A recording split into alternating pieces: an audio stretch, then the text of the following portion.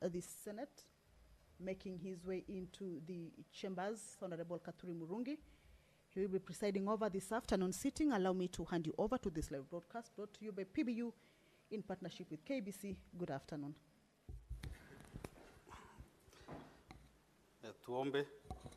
Ewe Mwenyezi Mungu, twakusihi tutazame kwa neema nyingi na baraka sisi watumishi wako ambao umeridhika kutuita kwa nyadhifa za uongozi katika jamhuri hii yetu. Twakuomba utujalie tuyatende na kufikiria mambo yote yatakayofikishwa mbele yetu kwa njia ya haki na uaminifu, ili kustawisha amani, ufanisi na heri ya nchi yetu na wale ambao haja zao umezikabidhi mikononi mwetu. Amen.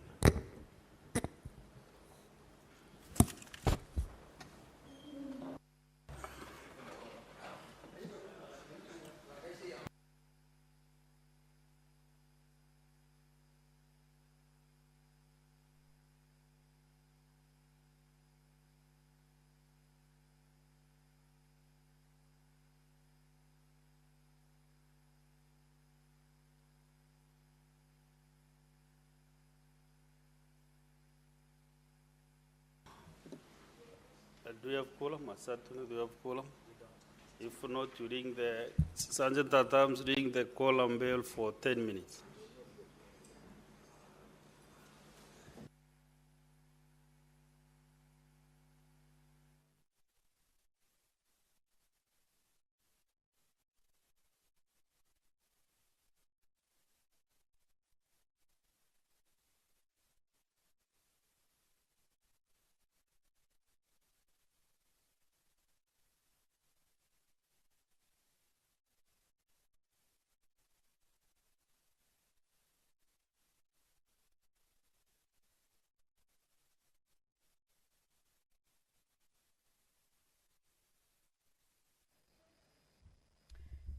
The prayer has been said and the chair taken.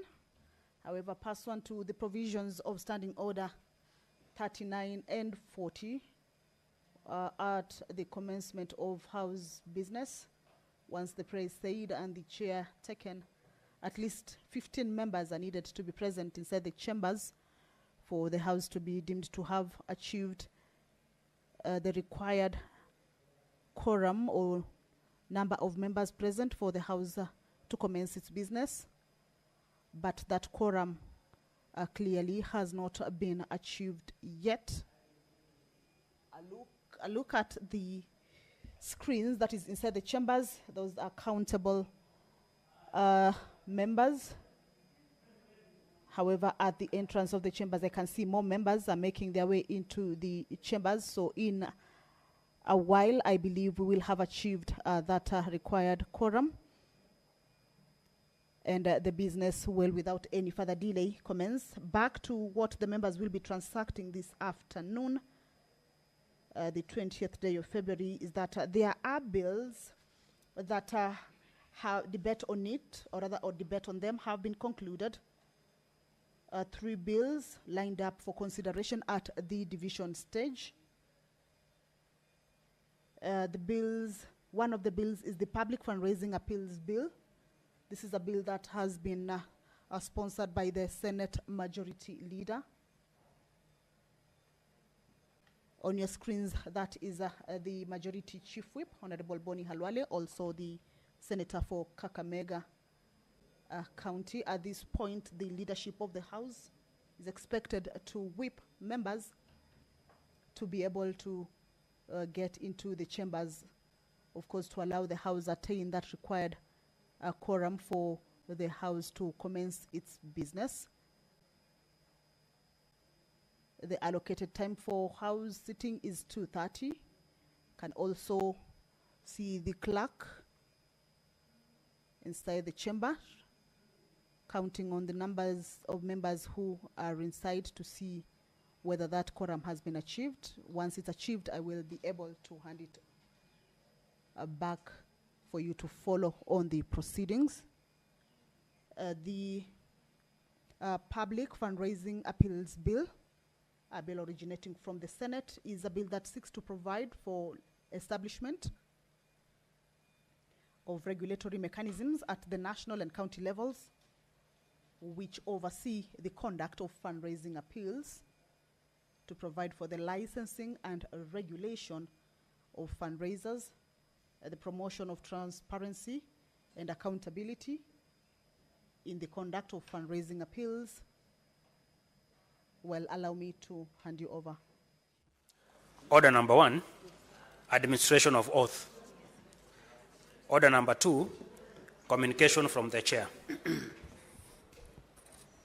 Honourable Senators.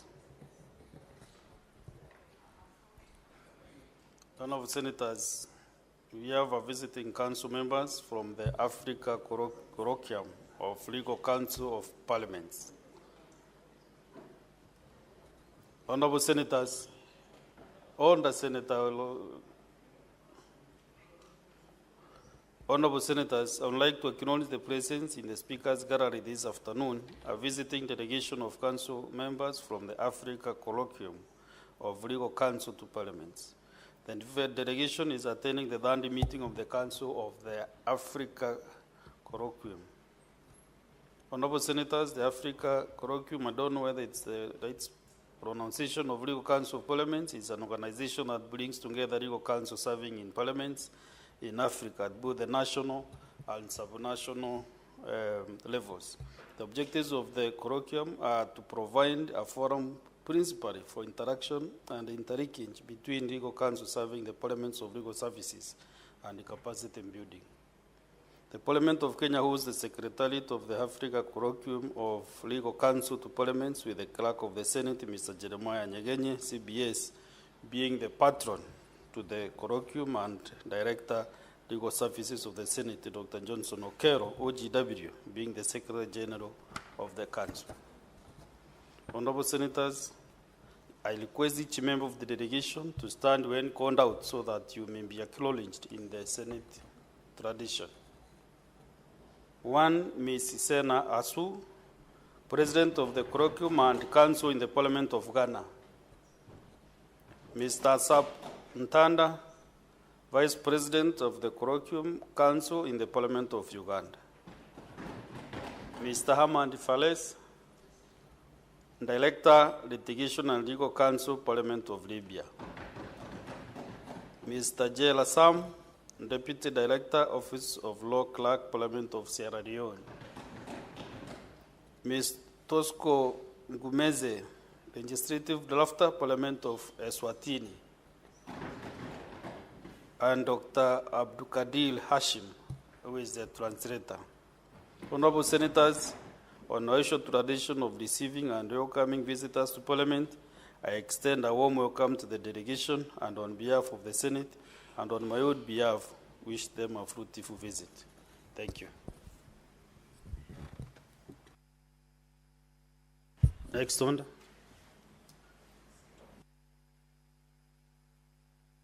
Okay. I'm trying to get a legal counsel here and not Senator Sifuna, somebody else. I can see you have no competition in matters law. Who? Senator Nduro, where is she? Okay, fine. Take you 1 minute to welcome the visitors.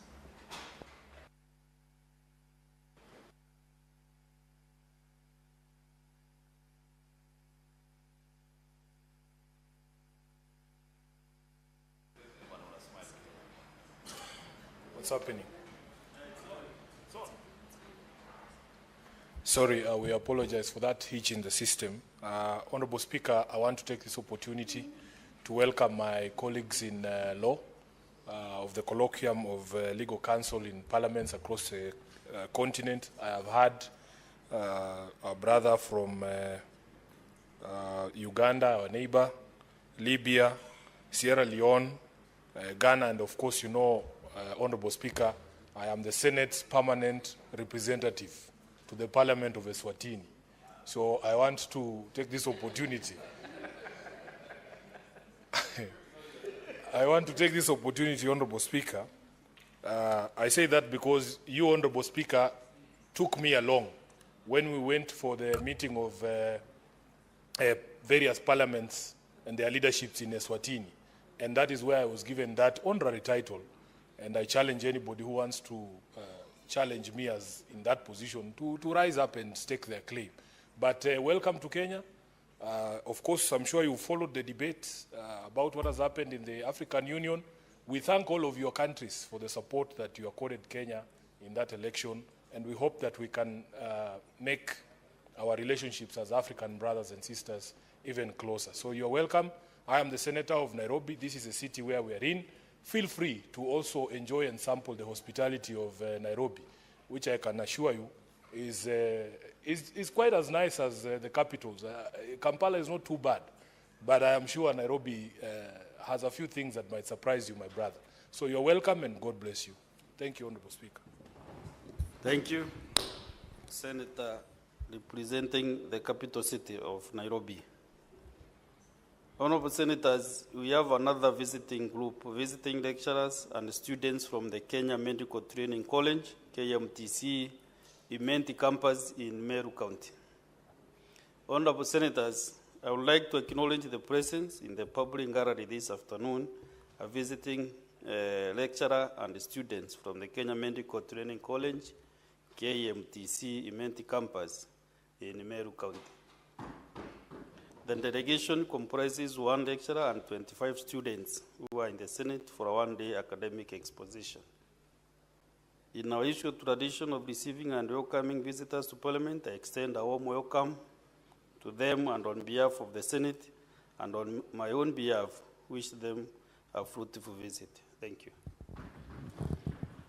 Honorable Senators, you know this is a campus in Meru County, South Imenti constituency, which I was the Member of Parliament. And I am very proud I'm the one who started this campus 2 or 3 years ago. So I really want to welcome these students and wish them well, but I will give my neighbor, the other side, Senator Kenywa, to do it for me better when you are there. I will give you 2 minutes because of that advantage I have to sit here. Asante Bwana Spika kwa kunipa fursa hii. Kwanza kabisa nataka kuchukua fursa hii kuwakaribisha wanafunzi ambao wanasomea matibabu pamoja na mhadhiri walioandamana na yeye. Jambo la kwanza, tungependa kuchukua fursa hii kushukuru spika wetu kwa sababu aliona manufaa ya kuanzisha masomo ya matibabu na akaanzisha chuo hiki. Ni vizuri siku ya leo wameweza kutembea hapa ndio waweze kuona vile majadiliano yanafanywa katika bunge la Seneti, na nataka kuwakaribisha na niwaambie mambo ya matibabu ni mambo ambayo yamepewa kipao mbele katika Jamhuri ya Kenya, kwa sababu bila matibabu itakuwa ni kazi bure. Kwa hivyo mimi changamoto ambayo ningependa kuwapatia ni ya kwamba mtie masomo mbele na muendelee na kazi nzuri hii ambayo mnaifanya. Na sio hiyo tu, hata mkiwa mnasomea matibabu, tungependa kuambia mnaweza kuwa viongozi kama wale walioko hapa, na vile ambavyo spika alivyofanya, alitaka ninyi muwe na yale maono na mawazo mazuri ya kuweza kuatibu wa Kenya wote. Kwa hivyo mimi ni kuwatakia mema wakati mko hapa, mkiona mijadala inavyoendelea katika seneti hii, na mkienda nyumbani huko Meru, mseme hata sisi hapa tunamuenzi na tunampenda spika wetu. Na mkifika huko mseme hata sisi tumekubali spika chochote anachotaka. Sisi tumempatia mamlaka hapa, na nyinyi mkienda huko mmuombe na chochote kataka nyinyi mpatie. Asanteni sana. Thank you, Senator Kenywa. Senator Okiya Omtata, can you resume your seat? I have something for you. I want to address you.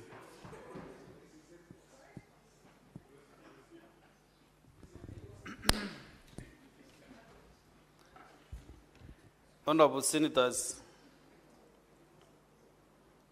I have a communication to make on substantiation of facts that a senator alleges to be true. And this is Senator Okiya Omtata. Honorable Senators, as you may recall, at the afternoon sitting of the Senate held yesterday, Wednesday, 19 February 2025, The temporary speaker, Senator Veronica Maina, MP, directed Senator Okoiti Andrew Mtata, MP, to substantiate utterances made in the course of debate following interventions pursuant to Standing Order 105.1.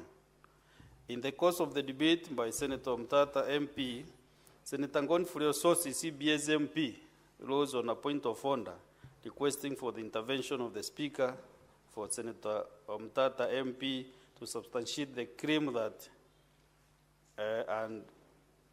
this I quote, that is why the Janjaweed can be given an office in Nairobi at the whims of an individual, and he claimed that the people of Kenya have welcomed the Janjaweed to come and run its genocidal government from Nairobi.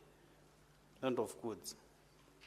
In the point of order, Senator Sosi MP said, I quote, I think it is important for us to be told more about this Janjaweed.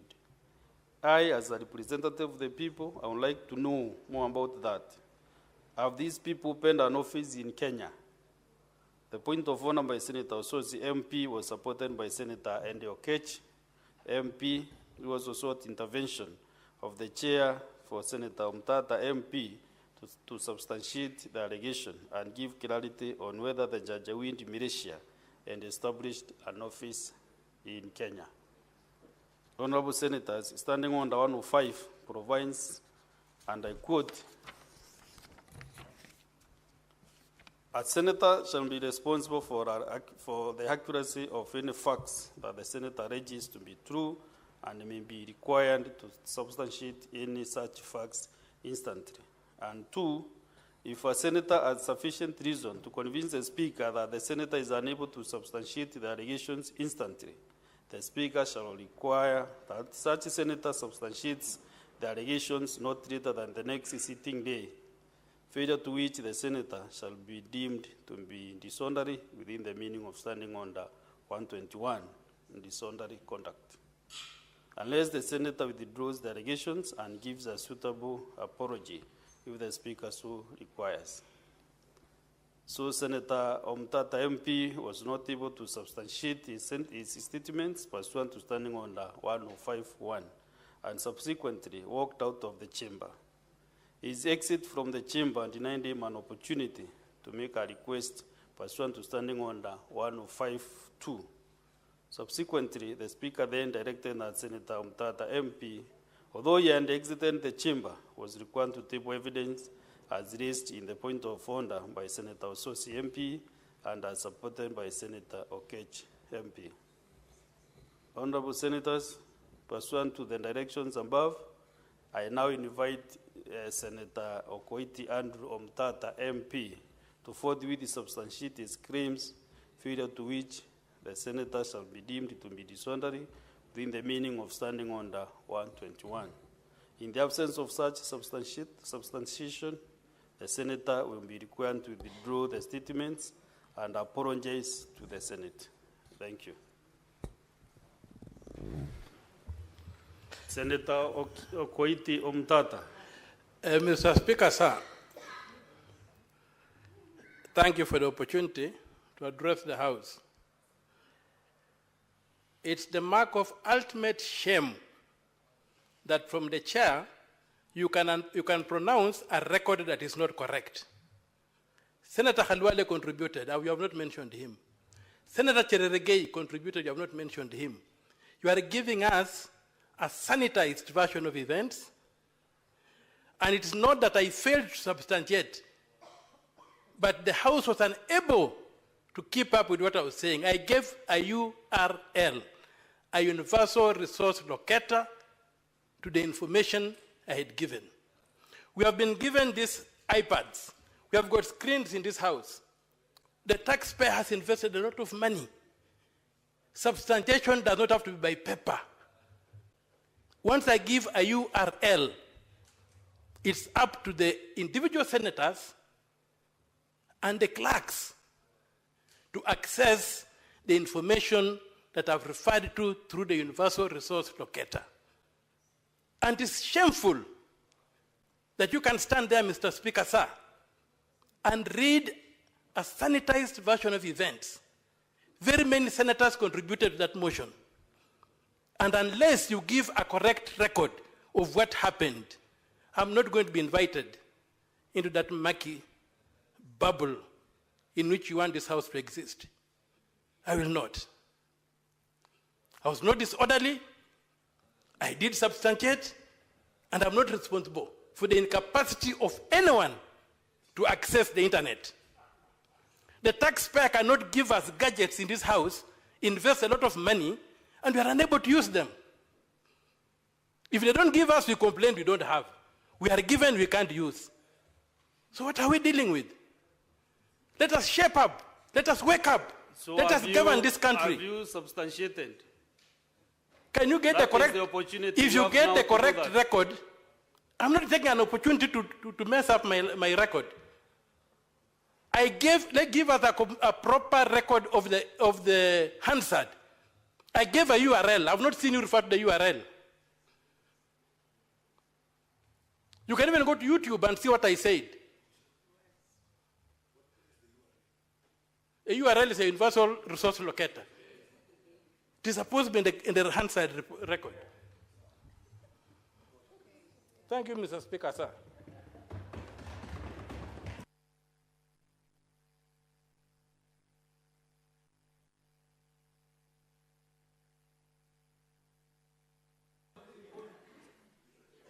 Senator Okiya Omtatah, you have used a very strange language to the chair. I've gone to school. So I request that you really substantiate that matter. By Can doing you what? sit down? Can you sit down? Do you know what you sent to the chair? What you have just sent? You know the chair does not stand in vain. I stood to make a communication to the Senate. And this communication is official. Right? So now you're asking me, it is shameful for the chair to stand. What do you want me to do? Because that is the tradition. The chair can only make a communication of standing. I have no option of sitting on the floor when making communication. I have no option of sitting. I should stand up and make communication. Can you first of all withdraw that? Just a minute. Mr. Speaker, sir, I think we should conduct proceedings in this House in mother tongue.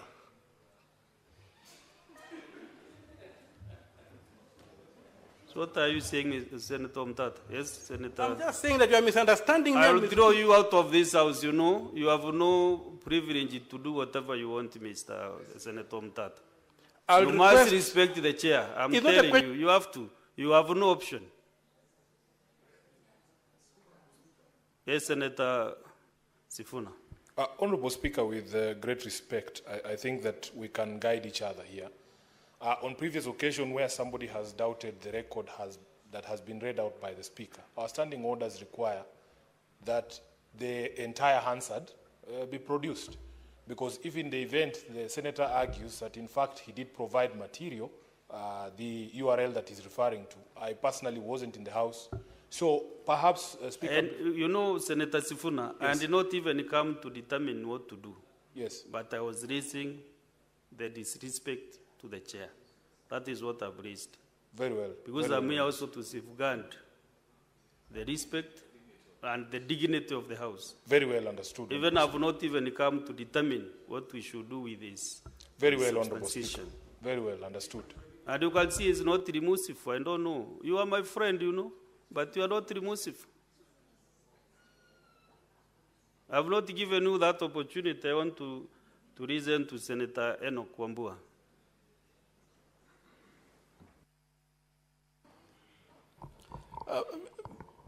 Mr. Speaker, I think we can do well by just bringing down our temperatures in the House. We are visitors, Mr. Speaker. Speaker, with all due respect, and just to regain the dignity of the House, I will humbly request that the Speaker, you continue the business that is before you. I thank you, Mr. Speaker.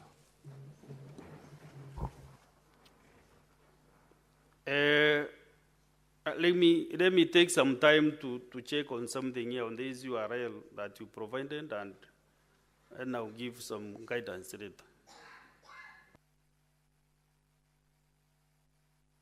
Next order.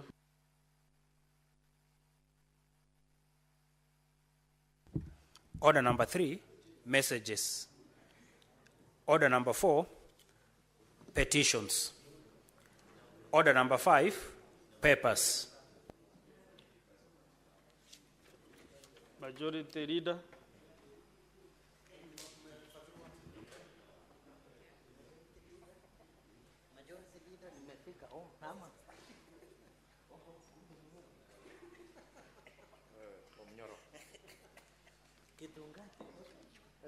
Mr. Speaker, sir, I beg to lay the following papers on the table of this Senate today, the 20th of February, 2025. Being, Mr. Speaker, reports of the Auditor General on the financial statements of Laikipia County for the year ended 30th of June, 2024. 1.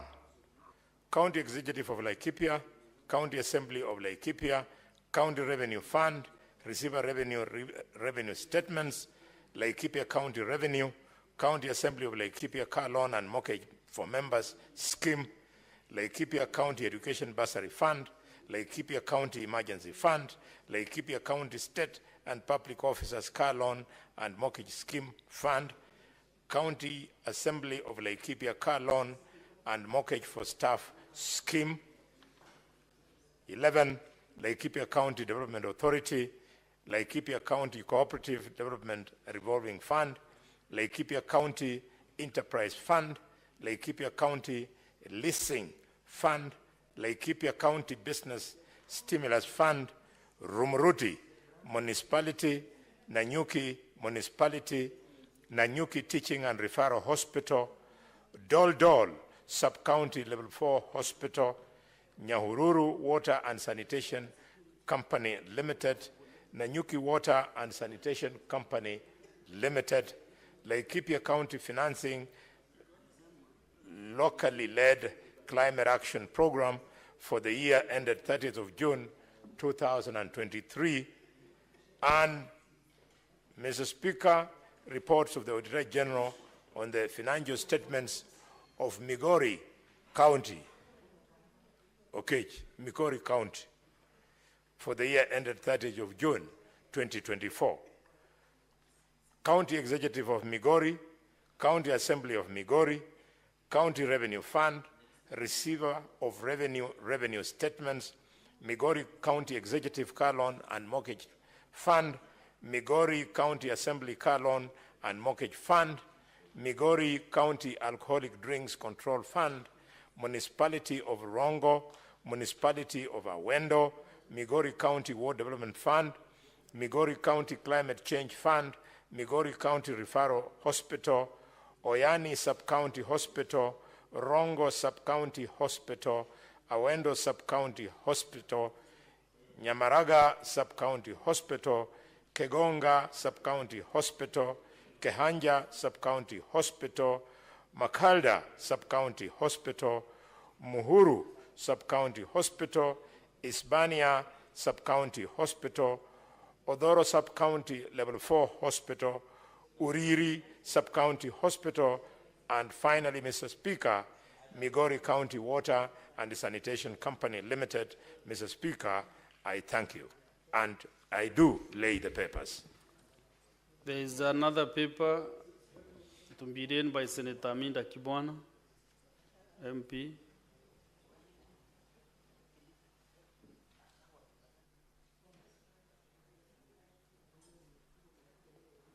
Has anybody been given that assignment to do? Senator Okech.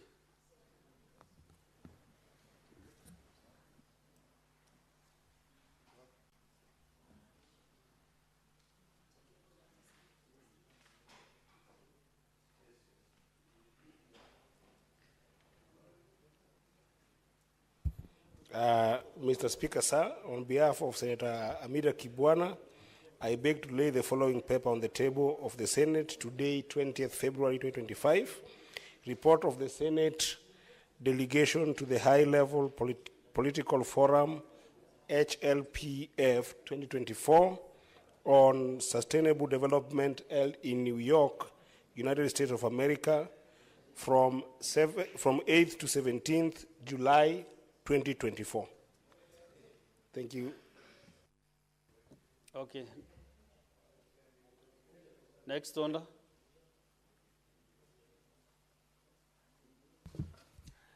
Order number 6, notices of motion. There is a motion by a notice to be given by the chair. Someone can do it for me. Senator Mboni Karwale, give notice of that motion.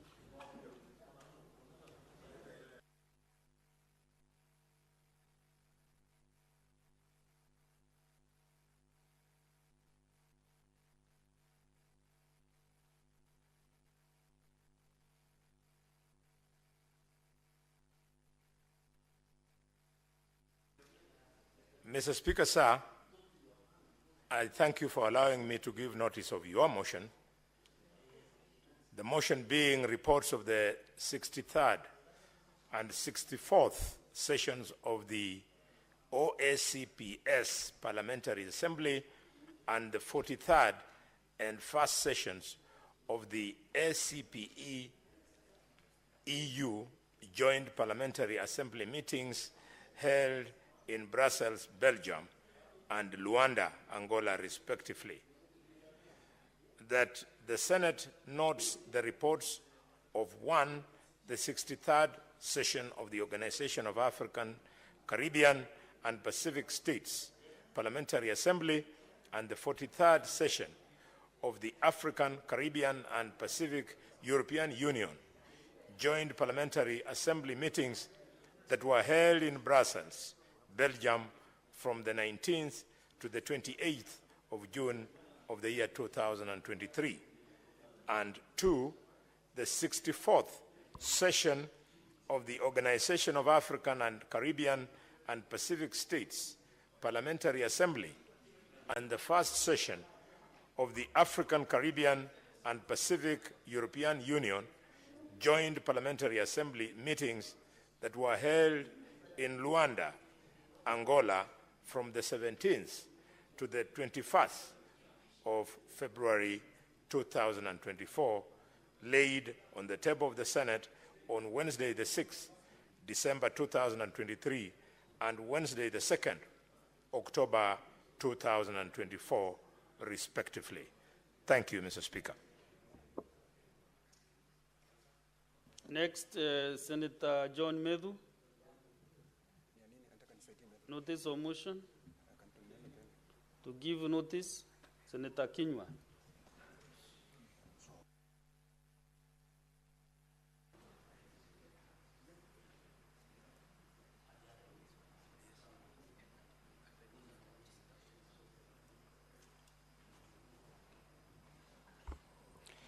Mr. Speaker, I beg to give notice that the Senate notes the report of the 9th Interparliamentary Union IPU Global Conference of Young Parliamentarians held in Hanoi, Vietnam, from 15 to 17 September 2023, laid on the table of the Senate on Tuesday, 5th March 2024. Next is Senator Ali Ibrahim Loba. Proceed, Senator Miriam. Thank you, Mr. Speaker. On behalf of Senator Ali Roba, Mr. Speaker, I beg to give a notice for the following motion, that the Senate notes the reports of the 14th ordinary session of the plenary assembly and related meetings of the Forum of the Parliaments of the International Conference of the Great Lakes region, held in Livingstone, Zambia, from 5th to 19th April 2024, laid on the table of the Senate on Thursday, 30th May 2024. Thank you.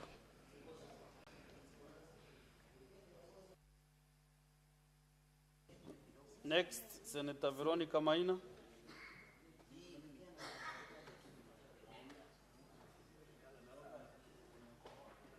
Yes, Senator Eddie Okech.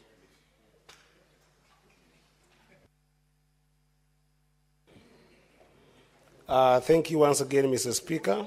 This is a notice of motion on the report of the Senate delegation to the High-Level Political Forum, HLPF 2024, on sustainable development. Mr. Speaker, I beg to give notice of motion of the following motion, that the Senate notes the report of the Senate delegation to the High-Level Political Forum, HLPF 2024, on sustainable development held in New York, United States of America, from 8th to 17th July 2024, laid on the table of the Senate on Wednesday, 19th February 2025, on behalf of Senator Amida Kibwana, MP. Thank you, Mr. Speaker.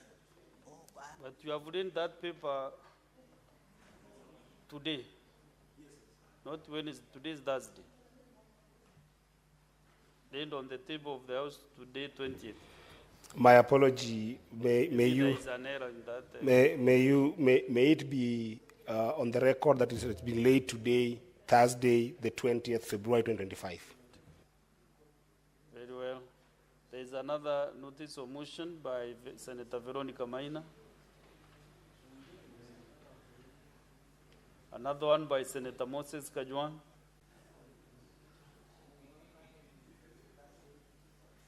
Senator Andy Okech, you can do both.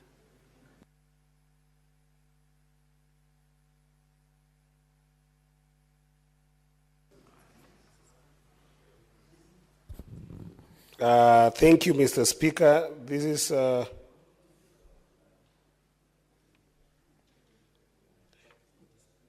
both.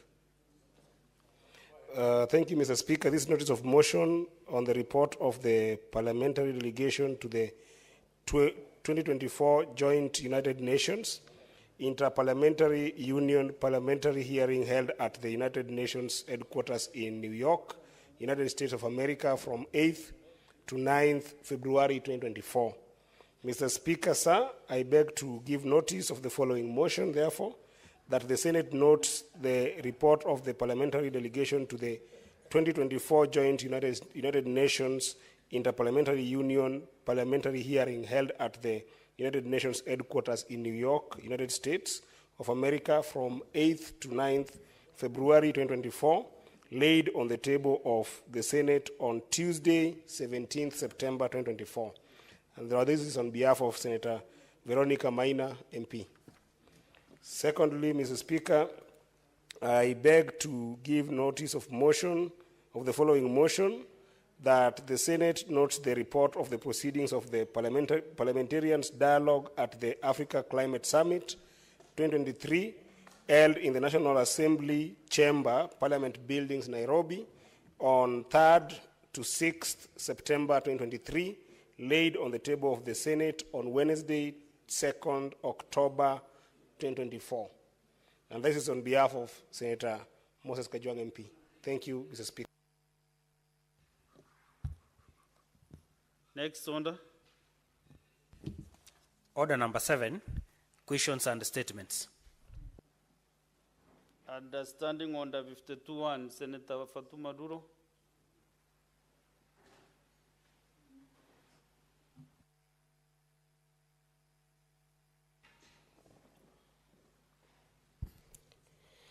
Thank you, Mr.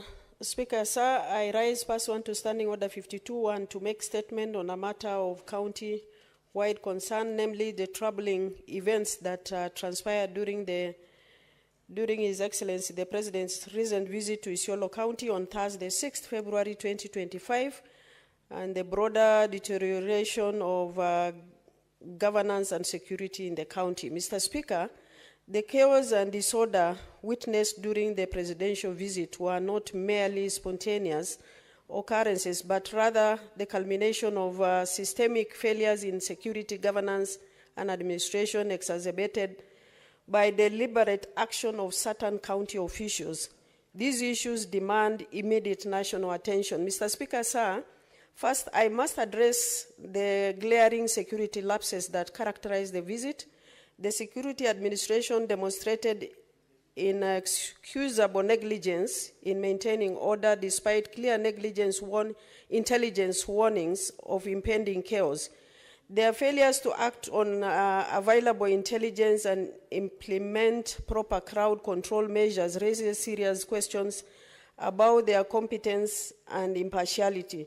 The preparation for the presidential visit by the county leadership and administration was shrouded in unprecedented secrecy, deliberately orchestrated to exclude legitimate stakeholders' participation.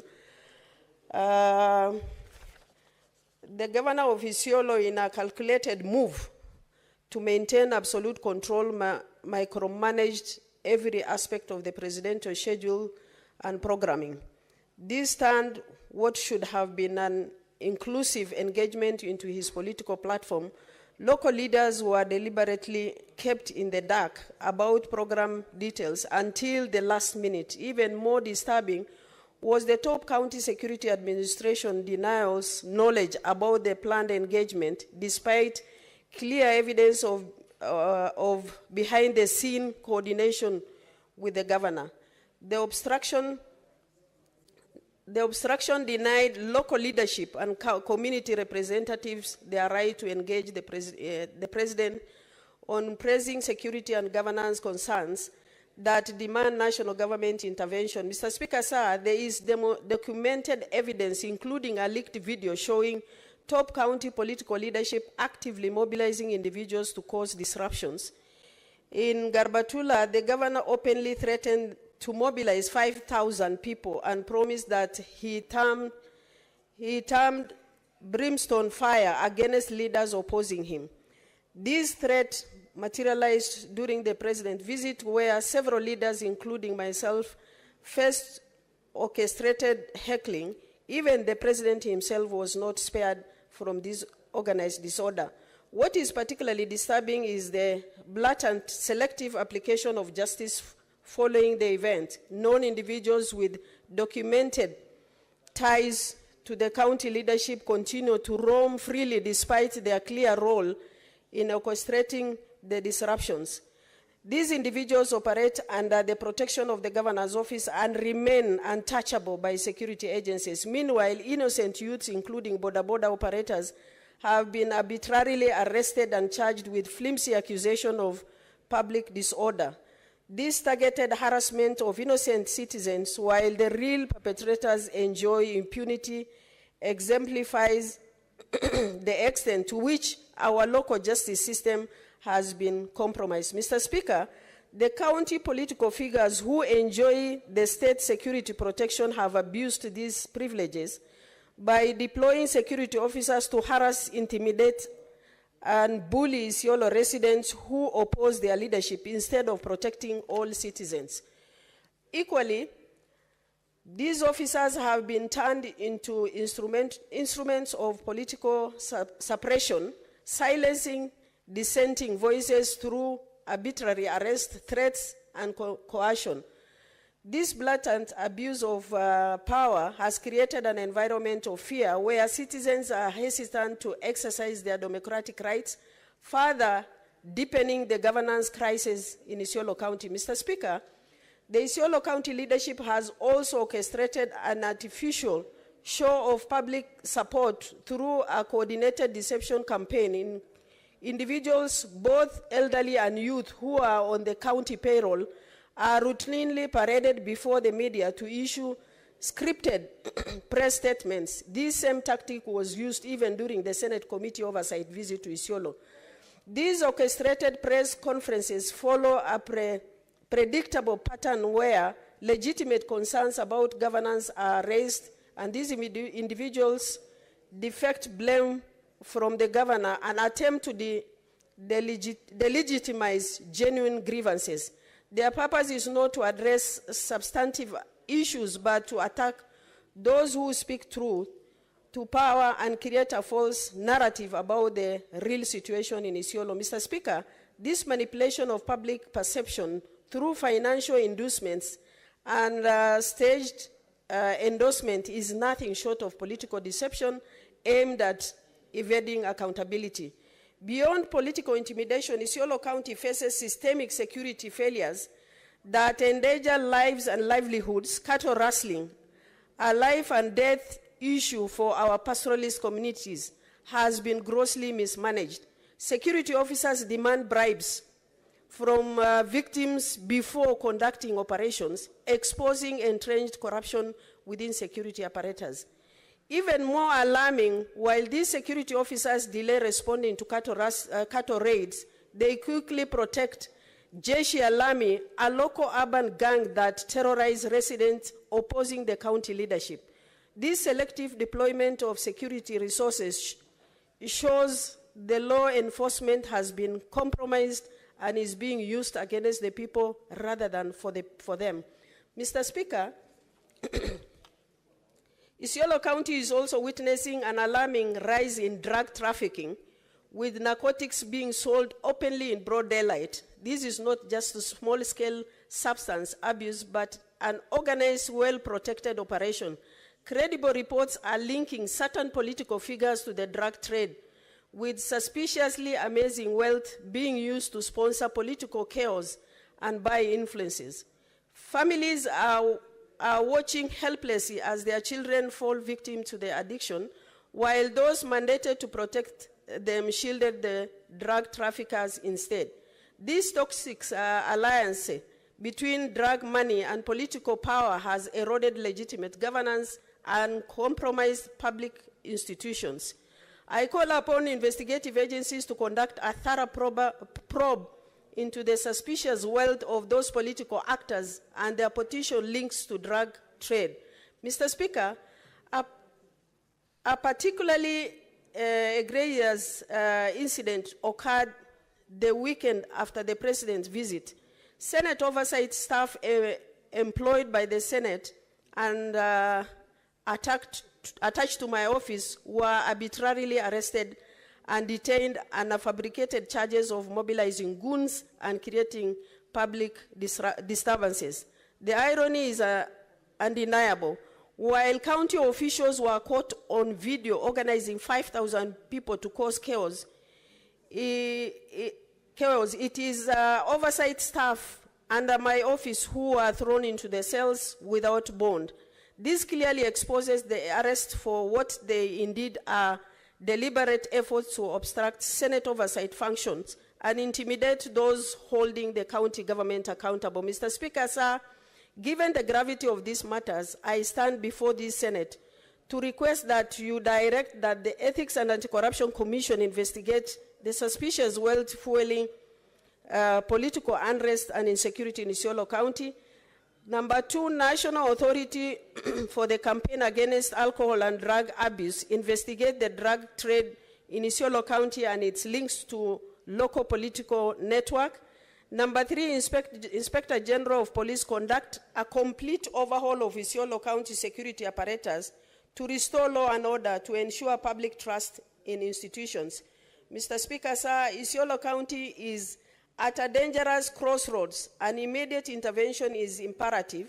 We cannot allow corrupt political forces to undermine governance, security, and the rule of law. I thank you, Mr. Speaker. Thank you, Senator Duro. Senator Duro, in your statement, you have tasked me to do some work, to contact EACC, to do security overhaul. So I directed that the Committee on National Security, Defense and Foreign Relations to engage that statement so that we can see how to assist Isiolo County. Once it is constituted, don't mind, it will be a pending work. Yes. Mr. Speaker, you have answered partly, but I needed your direction, understanding on the number one, that now that the committees, the ongoing reconstitution is ongoing, can you direct that since this matter of security is an urgent but important matter that the liaison committee handles for the time being. Because when you talk about security, in your indulgence, because you have power understanding on the number one, because the reconstitution of committees might take longer as we anticipate. I can see the person who is lobbying for a chair is not even aware of what is happening. I thank you, Mr. Chair. Professor Ojienda, Sifuna handled him properly today. Senator Chalage, you know, Liaison Committee is composed of chairs of committees. If you have not elected chairs in your respective committees, then there is no Liaison Committee.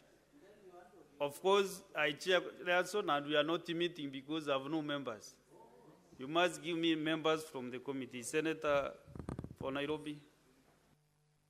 Speaker, we are members of that committee, and whatever directive you will make, we will abide.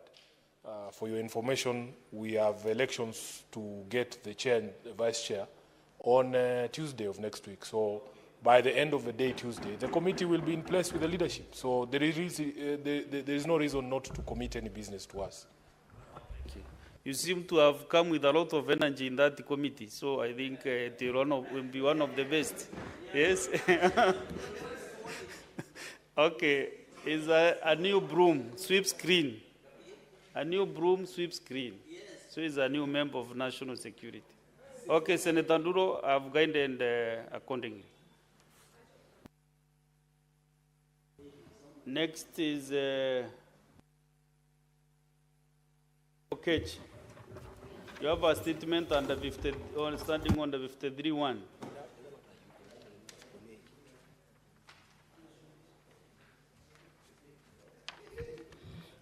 Thank you again, Mr. Speaker. This is a request of a statement on clashes between the Kuria and Ma communities along the border of Migori and Narok counties. Mr. Speaker, sir, I rise pursuant to Standing Order 53-1 to seek a statement from the Standing Committee on National Security, Defense, and Foreign Relations regarding the persistent clashes between the Kuria and Ma communities along the border of Migori and Narok counties at Guitembe in Migori County side and Angata Barikoi in Narok County side. Mr. Speaker, sir, in the statement, the committee should, 1, explain measures put in place by the government to bolster security in Guitembe and Angata Barikoi areas along the border of Migori and Narok counties, which have been plagued by persistent ethnic clashes between the Kuria and Ma communities. Secondly, Mr. Speaker, sir, in the statement, the committee should inform the Senate of actions taken by the government to establish and address Kuria and Ma communities clashes and the root causes of the clashes. And lastly, Mr. Speaker, sir, in the statement, the committee should state plans by the government to compensate families that have lost relatives and property as a result of the clashes as part of its support for peace-building efforts in the region. I thank you, Mr. Speaker. Senator Tobiko.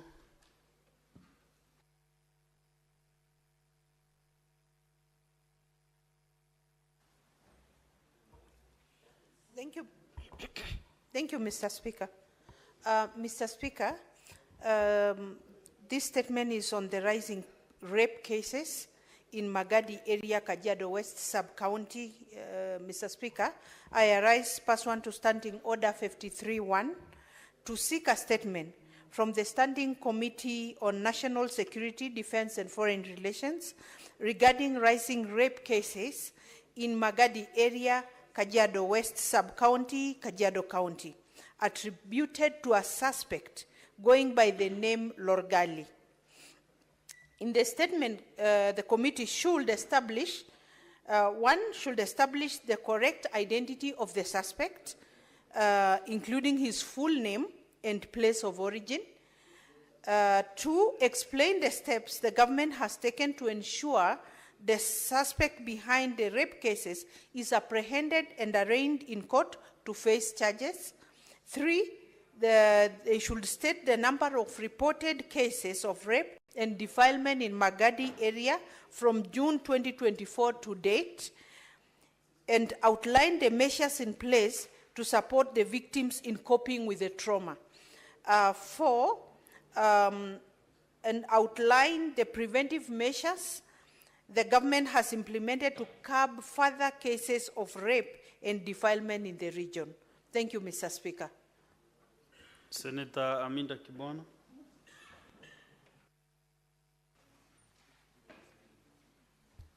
Thank you, Mr. Speaker. I have 2 statements on health matters.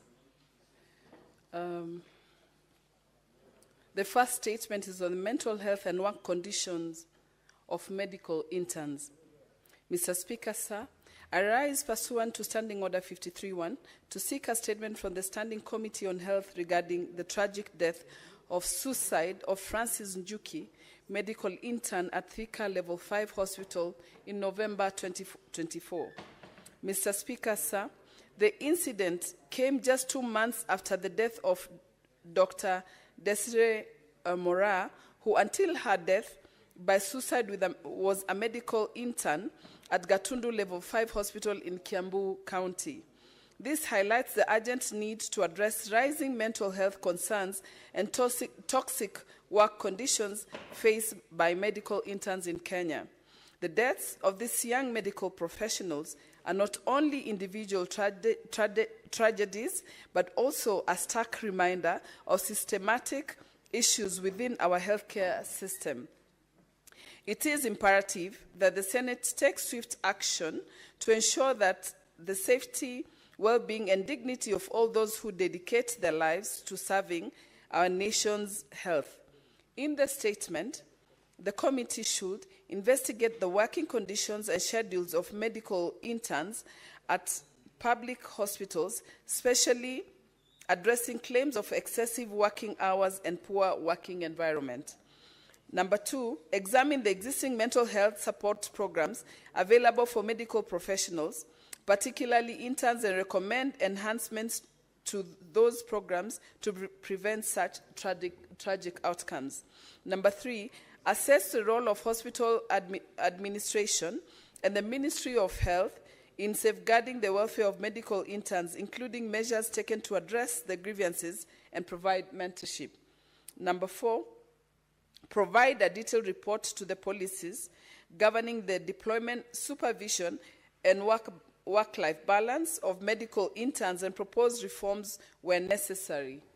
And the last but not the least, recommend actionable steps to create a safe and supportive working environment for all medical professionals, with a particular focus on addressing mental health challenges within the sector. My second statement, Mr. Speaker, is concerning the agreements for supply and lease of medical equipment to county public health facilities.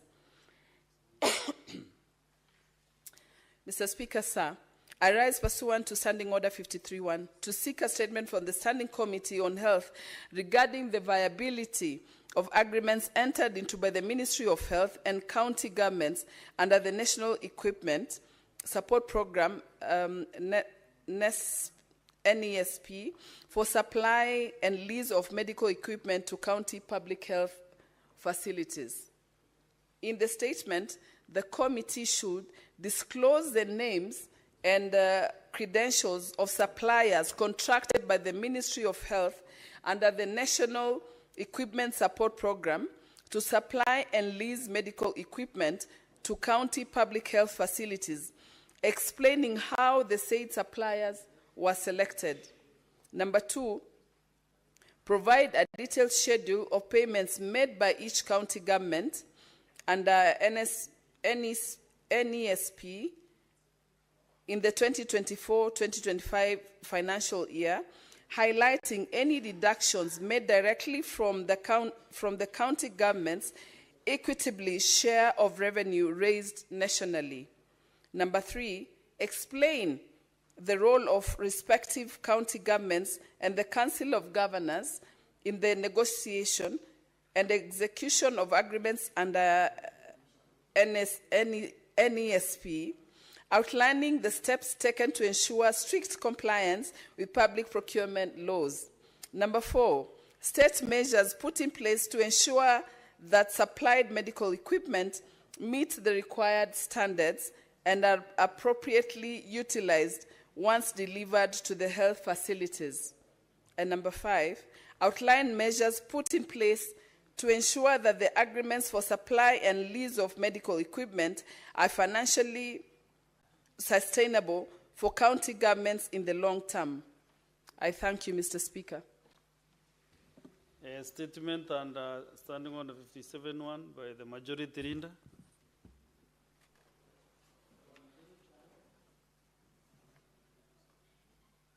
Sorry, Mr. Speaker, I was consulting in Kakamega.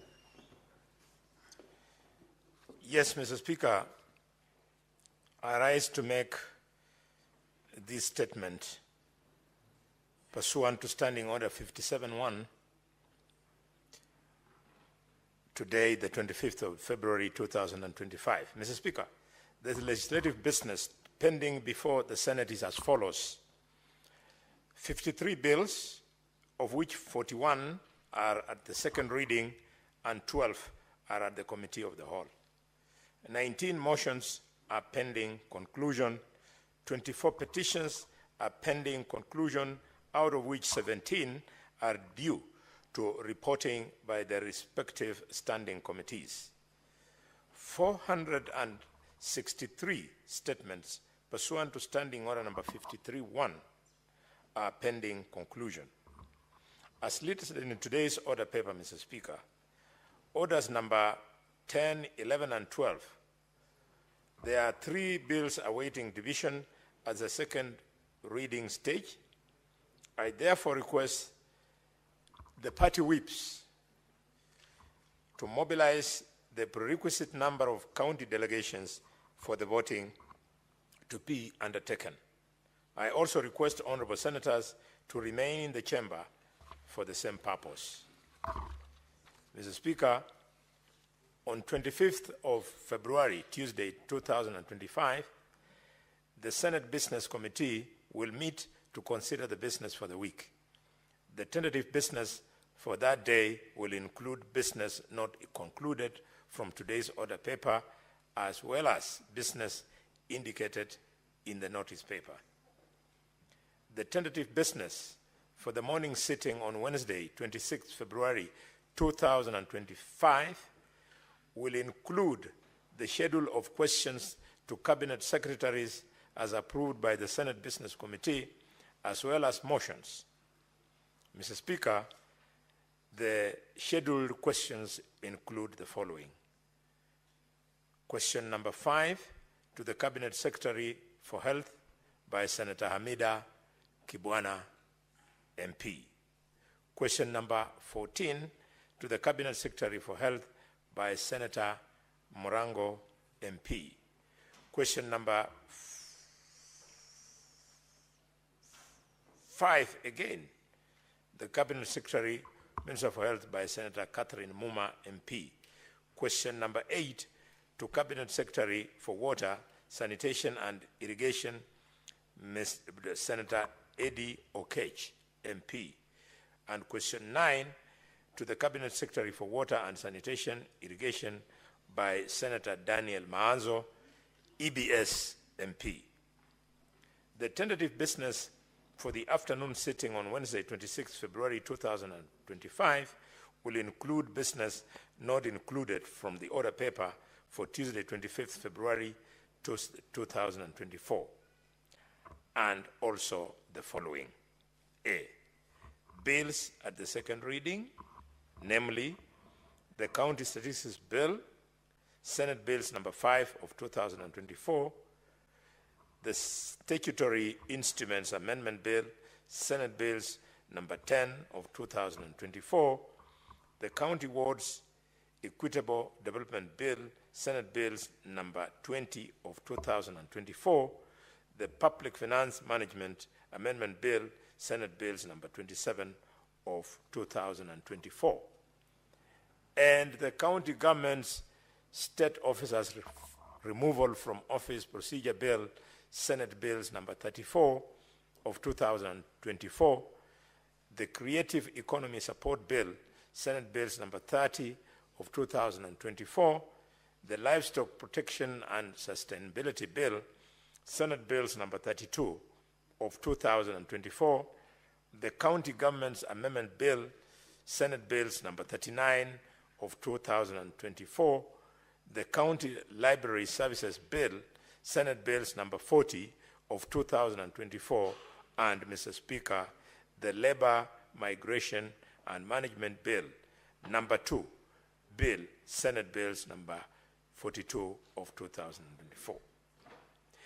B, Mr. Speaker, will include bills at the Committee of the Whole, namely the Early Childhood Education Amendment Bill, Senate Bills number 54 of 2023, the County Public Finance Laws Amendment Bill, Senate Bills number 39 of 2023, the County Government's Elections Laws Amendment Bill, Senate Bills number 2 of 2024, the County Assembly Services Amendment Bill, Senate Bills number 34 of 2023, the Local Content Bill, Senate Bills number 50 of 2023, the Land Amendment Bill, National Assembly Bills number 40 of 2022, and the Cooperative Societies Amendment Bill, Senate Bills number 53 of 2023. C, Mr. Speaker, it will also include motions being 1, report of the County Public Investments and Special Funds Committee on the consideration of the audit reports of the county hospitals for the financial year 2021-2022.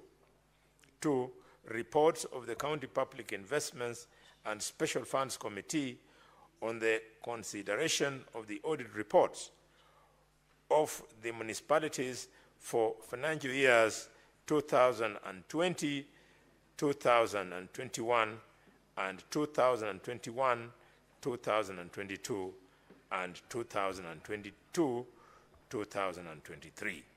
And 3, report of the County Public Accounts Committee on the consideration of the reports of the Auditor General on the financial statements of the following county executive, namely Kitui,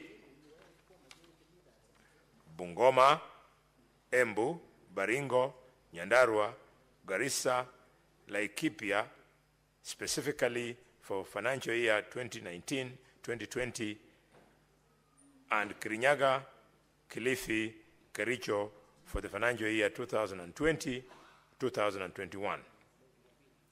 The fourth one, Mr. Speaker, will be the report of the County Public Accounts Committee on the consideration of the reports of the Auditor General on the financial statements of the following county executives: Mombasa, Nakuru, Nyeri, Bomet, Kisii, Turukana, Trans Nzoia, Nyandarua, Nairobi, Kwale, and Kwale.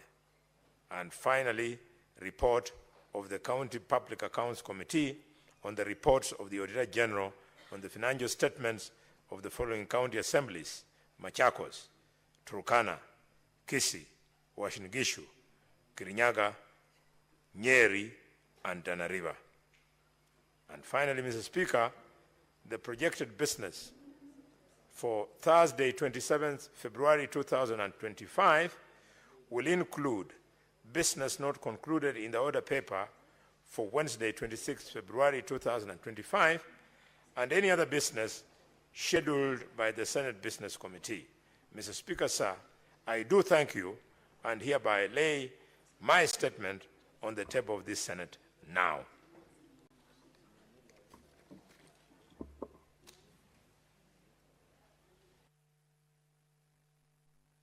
Honorable Senators, I can see there are some senators here who are lined up for comments. I first want to put this question under next one, 8, then we come back to the comments. Next one.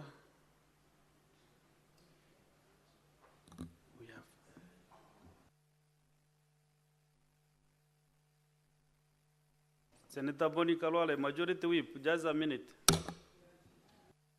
Your presence before I put this question.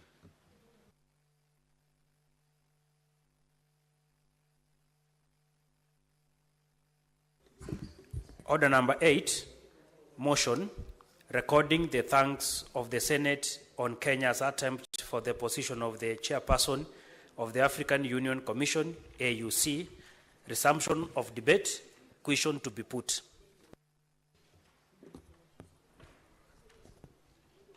Sorry?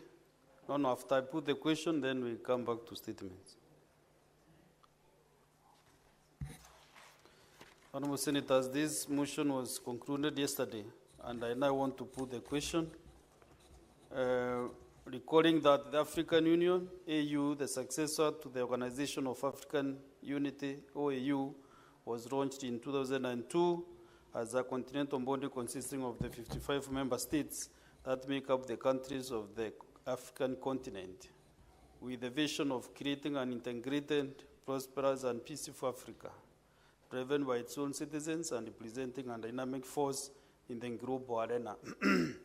Aware that the African Union Commission, AUC, was established as the secretariat responsible for the operations and activities of the AU, and then by the chairperson elected by heads of state and government from member states. Recalling that on 27 February 2024, Kenya formally announced that the former Prime Minister, Right Honorable Raila Odinga, NGH, will be vying for the position of chairperson of the African Union Commission, noting that regionally he served as the African Union Special Envoy for Infrastructure and Development. His Excellency the President endorsed the late Honorable Raila Odinga as Kenya's candidate for the chairperson of the African Union Commission. Noting that the Honorable Raila Odinga's candidature for the position of the chairperson was not only his personal ambition, but also a symbol of Kenya's deep commitment to the goals of the African Union and its desire to participate in shaping the continent's future. Commending the government of Kenya led by His Excellency the President for a robust campaign in support of the candidate, reinforced by continental integration and cooperation and guided by Kenya's foreign policy. Further commending the remarkable achievement by Right Honorable Raila Odinga for emerging the run-up in the election of the chairperson of the African Union Commission on Saturday, 15 February 2025. Recognizing the need to sustain Kenya's growing prominence on the continental stage and advocacy for a more united, prosperous, self-reliant Africa in resonance with the aspirations of millions of Africans who seek to see the continent empowered to chart its own course in the global arena. Now, therefore, the Senate, number 1, expresses its profound thanks to the Right Honorable Raila Odinga, EGH, for demonstrating unwavering commitment to the service of Africa by offering his candidature for the position of the chairperson of the African Union Commission, for his leadership in advancing Pan-African unity, for his dedication to the development and integration of the African continent, and for his distinguished attempt at the election. Senator Chiri, are you the one putting the question, or is the chair? And number 2, reckons his thanks to His Excellency Dr. William Ruto, CNGH, the President and Commander-in-Chief of the Defense Forces of the Republic of Kenya, for endorsing the Right Honorable Raila Odinga, NGH, as Kenya's candidate for election as the chairperson of the African Union Commission, and for coordinating the campaign in support of his candidature.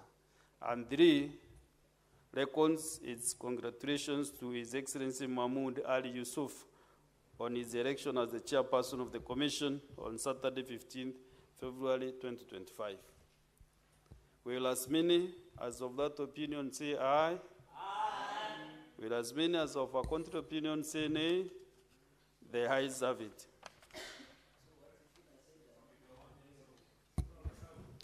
So, members, I can see Senator Professor Tom Odhiambo Jenda. Do you want to make a comment on the statements? Mr. Speaker, I rise to make a statement to make a comment on the request for statement on the conflict or clashes between the Kuria and the Ma communities along the border of Migori and Narok counties. Mr. Speaker, this is a statement that has been sought today by my colleague, Senator Eddie Okech, and it touches on the interests of a very small community, but also mirrors certain activities that impact on the life of a community. In this case, Mr. Speaker, the Kuria community. The Kuria in North Ntimaru, Mr. Speaker, have been unable to peaceably live in their land. The land they call the land of their ancestors, Mr. Speaker, because of sporadic conflicts and invasion from the Ma community, Mr. Speaker. It is important, Mr. Speaker, that this is brought to the attention of the relevant committee, and I'm glad, Mr. Speaker, that you referred this statement to the Security Committee that shall deal with it. This, Mr. Speaker, has affected the lives of women. And, Mr. Speaker, I recall in December, Senator Eddie Okech had to take food to the area of Timbaru to leverage on the food shortages and on the inability, Mr. Speaker, of women and men to farm and feed their families. It is sad, Mr. Speaker, that a community as small as the Kuria community can go through attacks. And, Mr. Speaker, in Angata Barikoi in Narok County, you will be surprised, Mr. Speaker, that even when these communities try to farm, they are unable to, because their crop is either harvested before it is ripe or destroyed, or cows simply put into the fields, Mr. Speaker. Mr. Speaker, conflicts, and this is instructive because conflicts, for instance, between neighboring communities should be resolved. Where neighboring communities live, Mr. Speaker, and their conflicts, there must be a solution, because it is these conflicts that spread and eventually become bigger, and people are unable to live in peace. Mr. Speaker, I pray that this statement be taken seriously, and I thank Senator Eddy for bringing this statement to the House so that we can investigate and call the security apparatus within this region.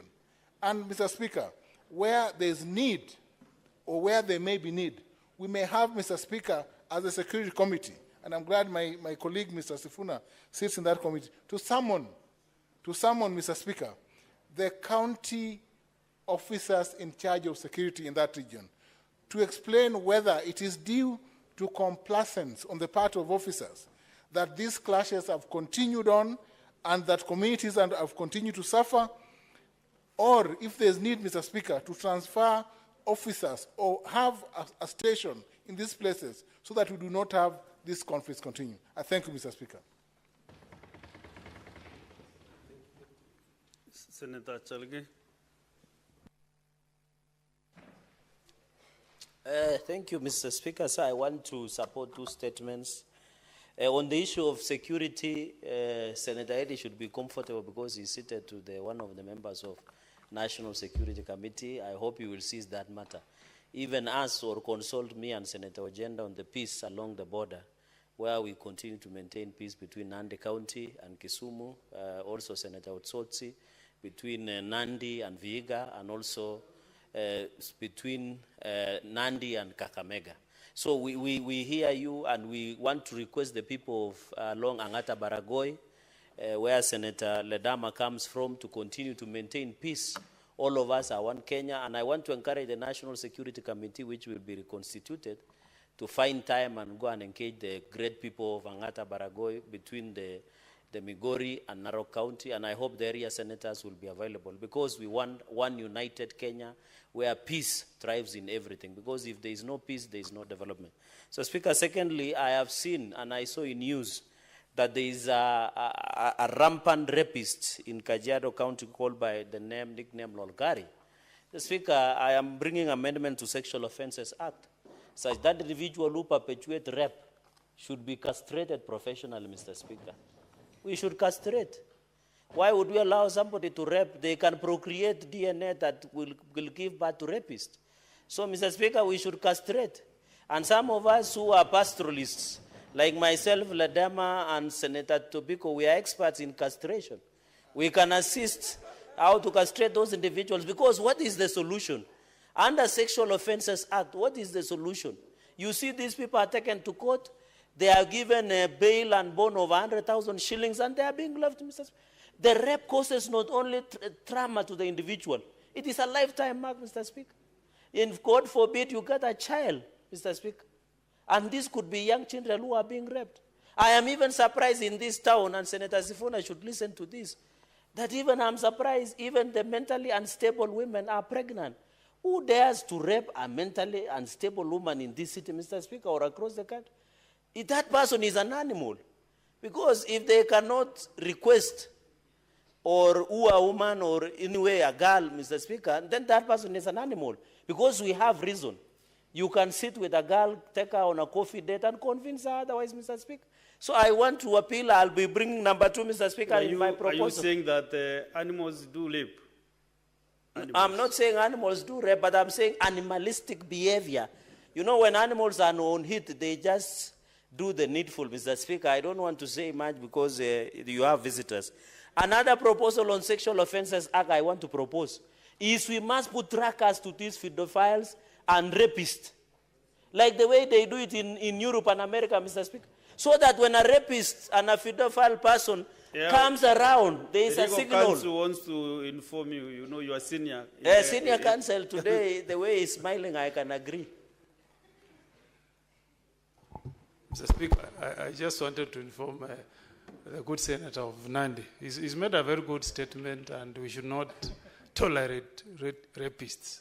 But Mr. Speaker, I want him to consider advising our young girls to remain pure and not to tell them that if they are approached and lured, then they should have sex before marriage. You should encourage our young girls to remain pure and not to give in to sex advances till they find their spouses. Thank you, Mr. Speaker. Mr. Speaker, I agree with Senator Okongo Mugeni. He has spoken like an Adventist elder. And think Sabbath, that is a good sermon for Sabbath. We call them to be pure. Mr. Speaker, the second proposal is that we need to put trackers to these rapists, the way we have done with pedophiles in America and other countries, so that when they come around schools or come around, it should be tracked. There should be a signal, Mr. Speaker, so that we can prevent these rapist cases. And I want to challenge DCI, if these cases of abductions are happening, and they know, it is hard to look for one person, one rapist that is causing havoc, that has raped 8 women in Kajiado. It is very unfortunate. What DCI, and we give them money. DCI, must be called out and the police to ensure they track these rapists, Mr. Speaker. We don't want our women and girls to live in fear when they are going to school or they are. Finally, Mr. Speaker, on the issue of doctors, I want to say, I brought a statement about the KNH the other day. Now we have this doctor who committed suicide. I think we need to agree. There was a CBA that the government signed with the doctors. We must implement that collective bargaining agreement. Let's give our doctors and nurses and medical practitioners their right, Mr. Speaker. The reason they are committing suicide is because of harsh working environment, Mr. Speaker, where there is no gloves, there is no protection gear, PPEs, Mr. Speaker, there is no good remuneration. I have seen my brother Kebore, the CEO of Kenya Union of Clinical Officers, they have called in strike in some counties. Even I saw my classmate in Kericho calling for strike of doctors because they have not been given fair treatment and fair remuneration, Mr. Speaker. You saw, Mr. Speaker, there was a doctor who worked more than 24 hours in KNH, and he died in his sleep a few months ago, Mr. Speaker. People like Dr. Desrin Mora have given all in their life. To be a doctor is not easy, Mr. Speaker, because they say God heals, but the doctor cures, Mr. Speaker. We need to stand with the professionals. Mr. Speaker, finally, I am proposing that the Senate and the Health Committee, and I hope the health members are here, let us form National Health Commission. Because there is crisis in medical sector. You go to Nandi, we have problems. You go to Nairobi, you go to National, Mr. Speaker. You go to Meru. Meru health system has collapsed. Why don't we form National Health Commission to handle human resources of medical practitioners in this country? From dentists, from gynecologists, Mr. Speaker, from psychologists, therapists, Mr. Speaker, all these medical practitioners, and give them a better package, Mr. Speaker. Because with time, if we do not fairly remunerate our doctors, they are emigrating to other countries. We will never have professionals to treat our people. And therefore, Mr. Speaker, we will be emigrating most of our people from here to India. Yet we are losing revenue. What is different that India is doing that we cannot do in Kenya and treat our people, including cancer patients? Mr. Speaker, with those many remarks, I support all this statement, and I thank you.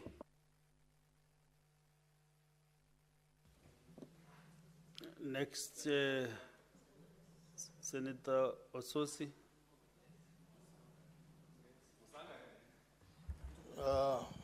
Speaker, I would have wished to contribute to the statement by Senator Dulo. I don't know what your position is, because I think the matter raised in that statement are very weighty. If you can allow me to comment on that. Proceed. Mr. Speaker, I want to support the statement by Senator Dulo regarding the security situation and the state of governance in Isiolo County. And in the statement, she has made reference to the events during the presidential visit to Isiolo. And in the statement, Mr. Speaker, you can clearly see there was some governance issues related to the planning of that event and the incidences that happened, which were not very good incidences to happen in a presidential event. Mr. Speaker, I want to comment on this because nearly 3 weeks ago, we had a similar incident in my county, Vihiga County, where the presidential visit happened at a place called Luanda. A market was being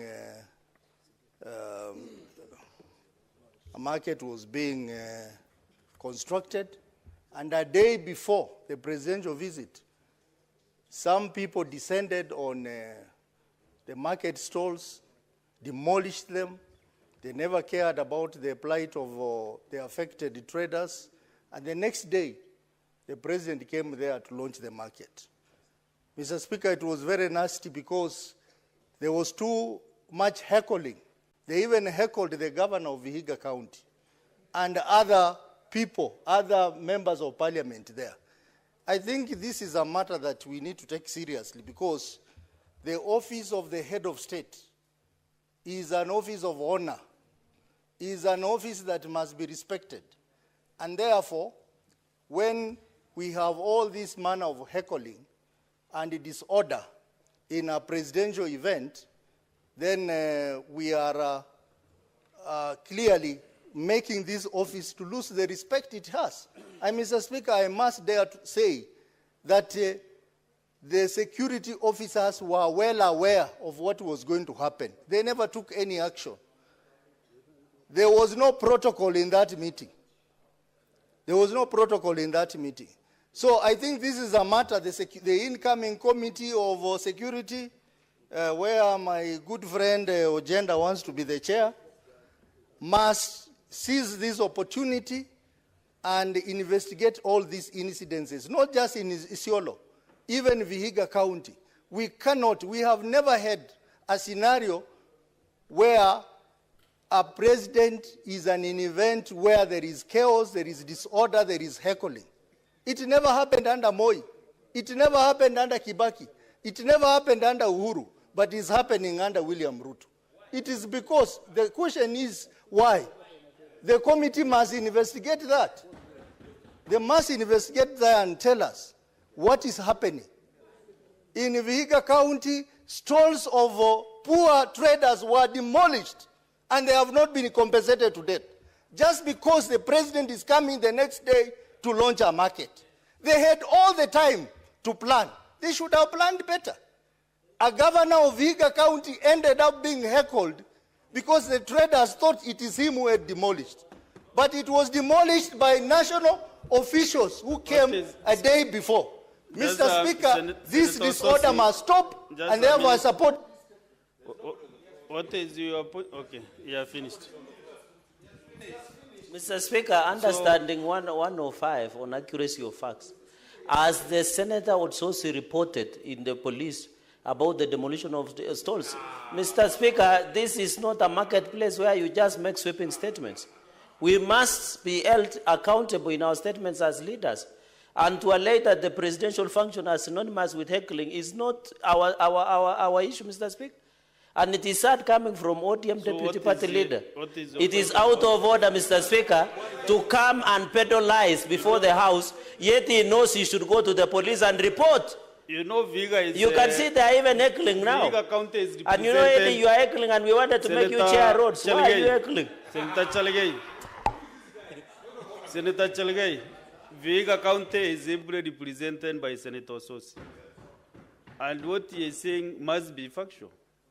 You give us a lot of stories for Nandi. We don't even ask you about Nandi. So let's go to the next Senator Sifuna.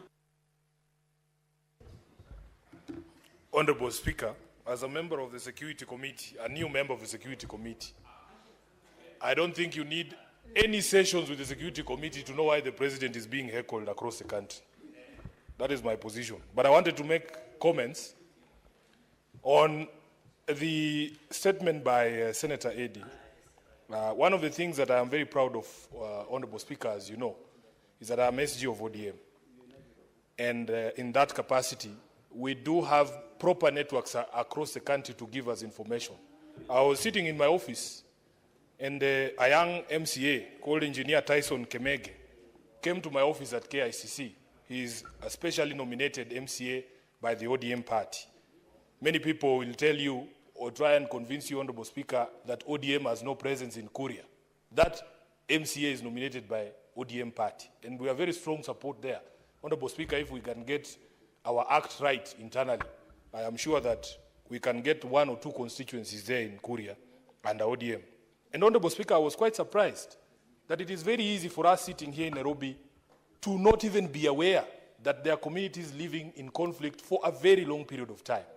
I was actually very surprised that this dispute at the border between Narok and Migori has been going on for years. And Honorable Speaker, when he came to my office, I took the liberty. Luckily for me, the senator for Migori is elected under my political party, ODM. The governor of Migori, the same. And even the women rep, although she is not elected on ODM, she is ODM adjacent. That's the term we use. And I spoke to these leaders to try and understand how is it that a conflict can run for so long under the radar, that people have lost lives. And Honorable Speaker, even as recently as a few weeks ago, is a young man who was shot by security officers because of this dispute about the use of land that has historically been used by the people of Kuria to farm. Honorable Speaker, it was quite surprising for me. And I remember assuring the Honorable Kemege that I would speak to the leadership there. I spoke to Governor Ochilo Ayako. I spoke to the Senator Eddy.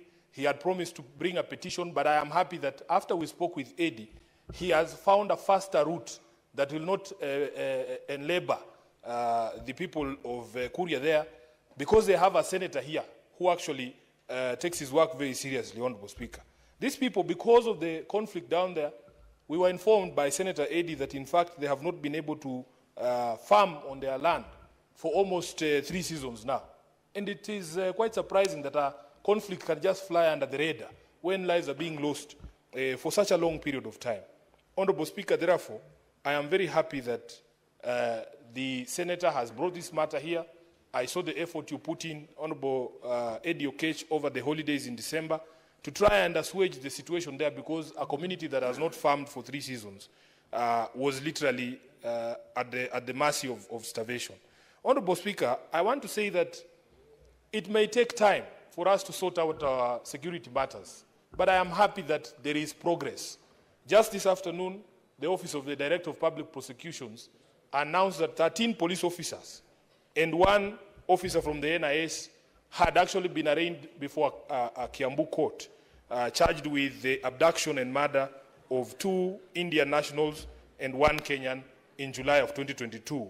And these people, or these officers, are suspected to have been members of the DCI that were part of the now disbanded SSU. Honorable Speaker, therefore, I want to encourage Kenyans, and especially the good police officers within the security forces, that it doesn't matter who puts you up to commit a crime. Those people will not be in power for long, and the arc of justice will get to you at some point.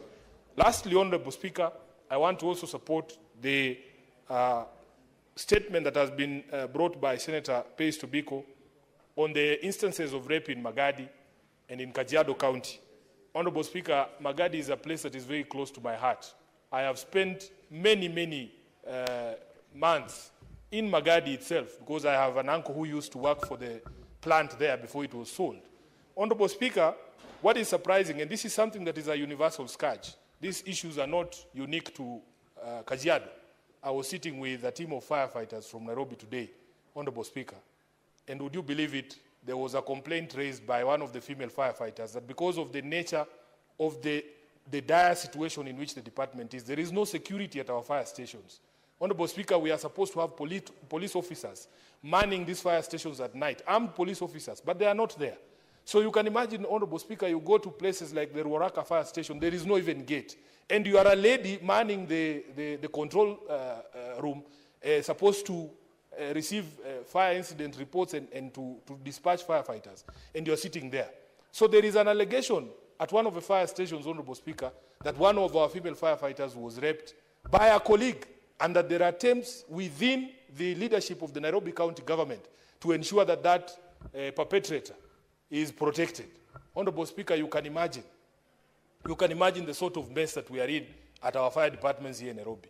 So in addition to the statement by Senator Tobiko, I will personally be also presenting that same statement to the committee. And the good thing is that I'm now in that committee. There will be no cover-up of that heinous crime here in Nairobi. Whoever it is that called the OCS in that particular case to drop those charges, Honorable Speaker, we must do what we must do to make sure that there is justice for both the victims in Nairobi and the victims in Kajiado. I thank you, Honorable Speaker.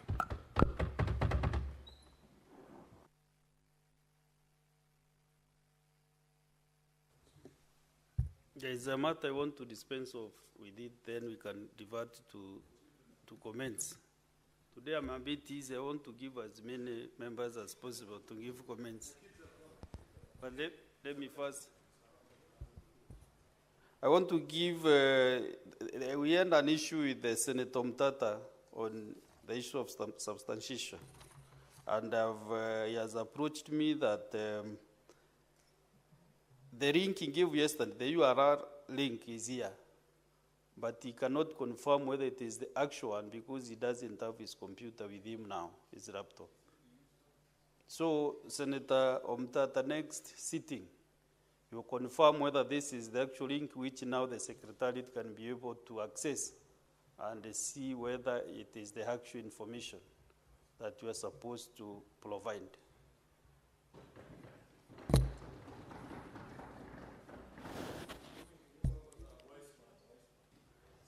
There is another substantiation of facts that the Senator alleges again to be true.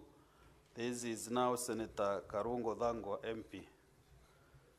Honorable Senators, as you may recall, you can sit to the next, at the next seat there, Senator Tabitha. As you may recall, at the afternoon sitting of the Senate held yesterday, Wednesday, 19 February 2025, I directed Senator Karungo Dhangwa, MP, to substantiate utterances made in the course of his contribution on the motion of recording to the thanks of the Senate on Kenya's attempt for the position of the chairperson of the African Union Commission. The direction allows out of a point of order by the Senator for Vihiga County, Senator Godfrey Ososi, MP, pursuant to Standing Order 105. In the point of order by Senator Godfrey Ososi, MP, Senator Karungo Dhangwa, MP, was required to substantiate the claim that, I quote, it was the prayers of Kenyans that they wanted Right Honorable Raila to come back and do what he does. Either he joins the government and they continue rooting, or he speaks for the people as he has been doing. Close of quotes. Honorable Senators, standing on 105 provides that 1, a senator shall be responsible for the accuracy of any facts that the senator alleges to be true and may be required to substantiate any such facts instantly. And 2, if a senator has sufficient reason to convince the speaker that the senator is unable to substantiate the allegations instantly, the speaker shall require that such senator substantiates the allegations not later than the next sitting day, failure to which the senator shall be deemed to be disorderly within the meaning of standing under 121, disorderly conduct, unless the senator withdraws the allegations and gives a suitable apology if the speaker so requires. Senator Karungo Dangwa MP was not able to substantiate his statement as required pursuant to standing under 105(1), and subsequently requested the speaker to provide the evidence at the next sitting day in accordance with standing under 105(2). Having acceded to the request, I directed that the senator substantiates the allegations at the next sitting day. Honorable Senators, pursuant to standing under 105(2), I now invite Senator Karungo Dangwa MP to forthwith substantiate the claim as listed in the point of order by Senator Godfrey Ososi MP, failure to which the senator shall be deemed to be disorderly within the meaning of standing under 121. In the absence of such substantiation, the senator will be required to withdraw the statements and apologize to the Senate. Thank you. Senator Karungo Dangwa. Thank you, Mr. Speaker, for this opportunity. Mr. Speaker, after deliberations and understanding my role as a senator, that is oversight and representation, I understand that is what we call a fair comment, Mr. Speaker. And when I say that, I might have been, because I don't want to attract Senator Osotsi again to stand and maybe ask for more clarification. When I said, you know, I'm a Kikuyu and I come from Mount Kenya, and sometimes when you talk about, when you're speaking English, you replace L's and R's. So I meant rooting, which means mandamano. Mr. Speaker, he comes, I meant he will come and do what he does best. I said rooting, which is taking the route, taking any route to demonstrate in the streets of our capital, Mr. Speaker. So maybe if I was misunderstood, and maybe I used an L, I meant rooting. Thank you, Mr. Speaker. But this statement, according to the answer, it's different because you have said either Right Honorable Raila Odinga joins the government and they continue looting. Joins the government. I don't know whether you mean the government and Raila have been looting on Mandamano. I'm not sure whether that is that, but I will ask Senator Osotsi.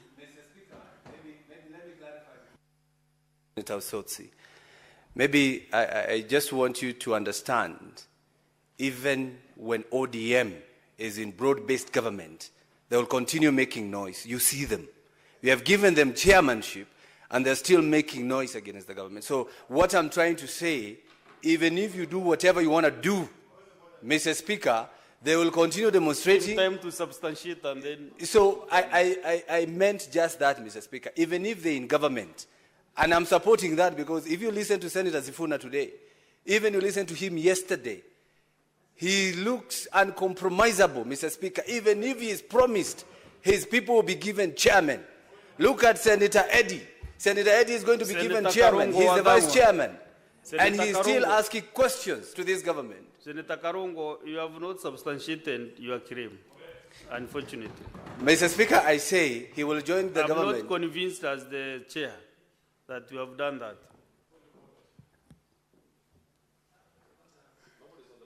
Yeah. Yes, Senator Sifuna. Honorable Speaker, when somebody is called to substantiate, When a senator, not somebody. Yes, when a senator is called to substantiate, they must provide something to back their claims. You cannot take us down a rabbit hole trying us to teach us English and literature. And Honorable Speaker, even me, who's not a Njurincheke elder like yourself, Honorable Speaker, can tell when somebody is being clever. You are a person who has the capacity to tell when a senator is being clever. Honorable Speaker, I want you to rule the senator for Kiambu out of order. And in fact, he's added insult to injury by the claims that he has made here, casting aspersions against members of my party, ODM, which is not something we will allow, Honorable Speaker. Okay, Senator Sifuna. We will not allow it. So, Honorable Speaker, please, if he has been unable to substantiate, let the law take its course. I know the senator for Kiambu has been very busy out there in fact, we are wasting his time with him sitting here.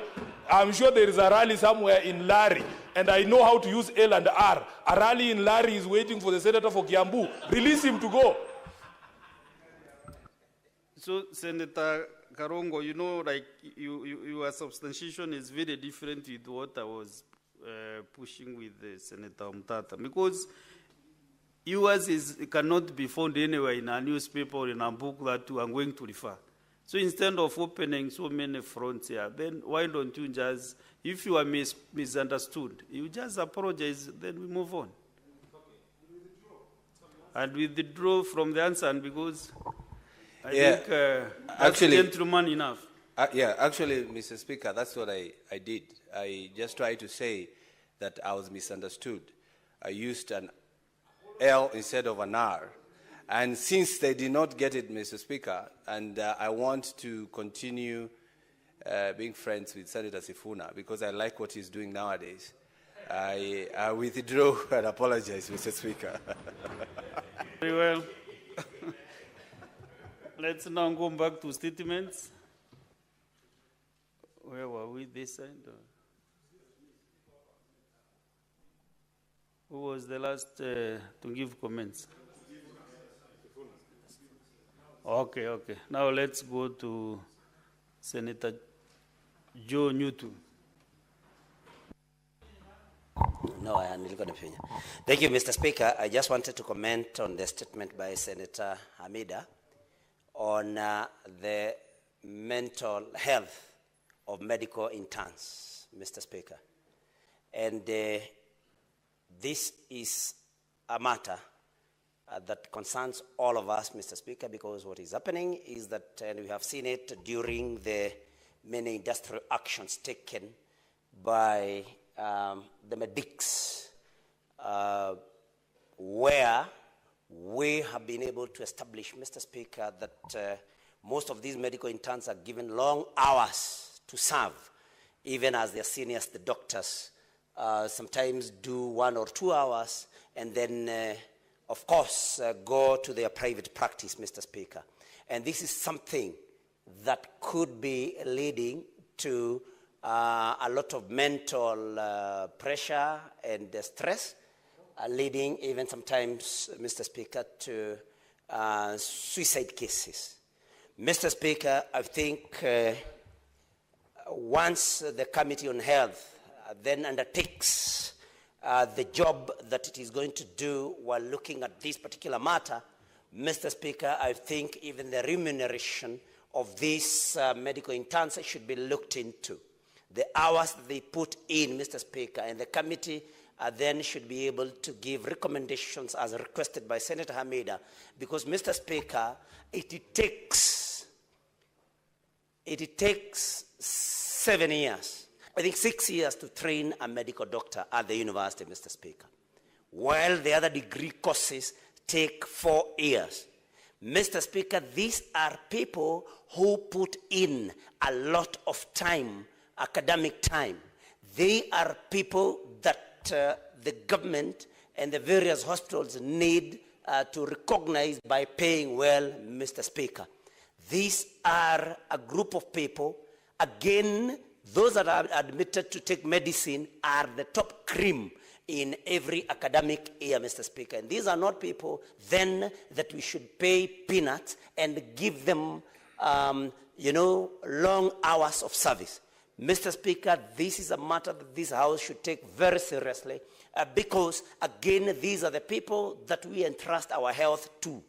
If they are going to offer their services to us, because, of course, anybody can get ill, Mr. Speaker, if they will offer their services to us while under stress, while not comfortable with where they live, what they eat, and the kind of lifestyle that they lead, Mr. Speaker, then everybody, every Kenyan that is seeking medical services from these interns, who basically are the ones that you're going to find in every hospital any hour, will also be at risk, Mr. Speaker. And so, when we speak for these medical interns, Mr. Speaker, we are speaking also for our interests, ourselves, our families, and indeed every other Kenyan, Mr. Speaker.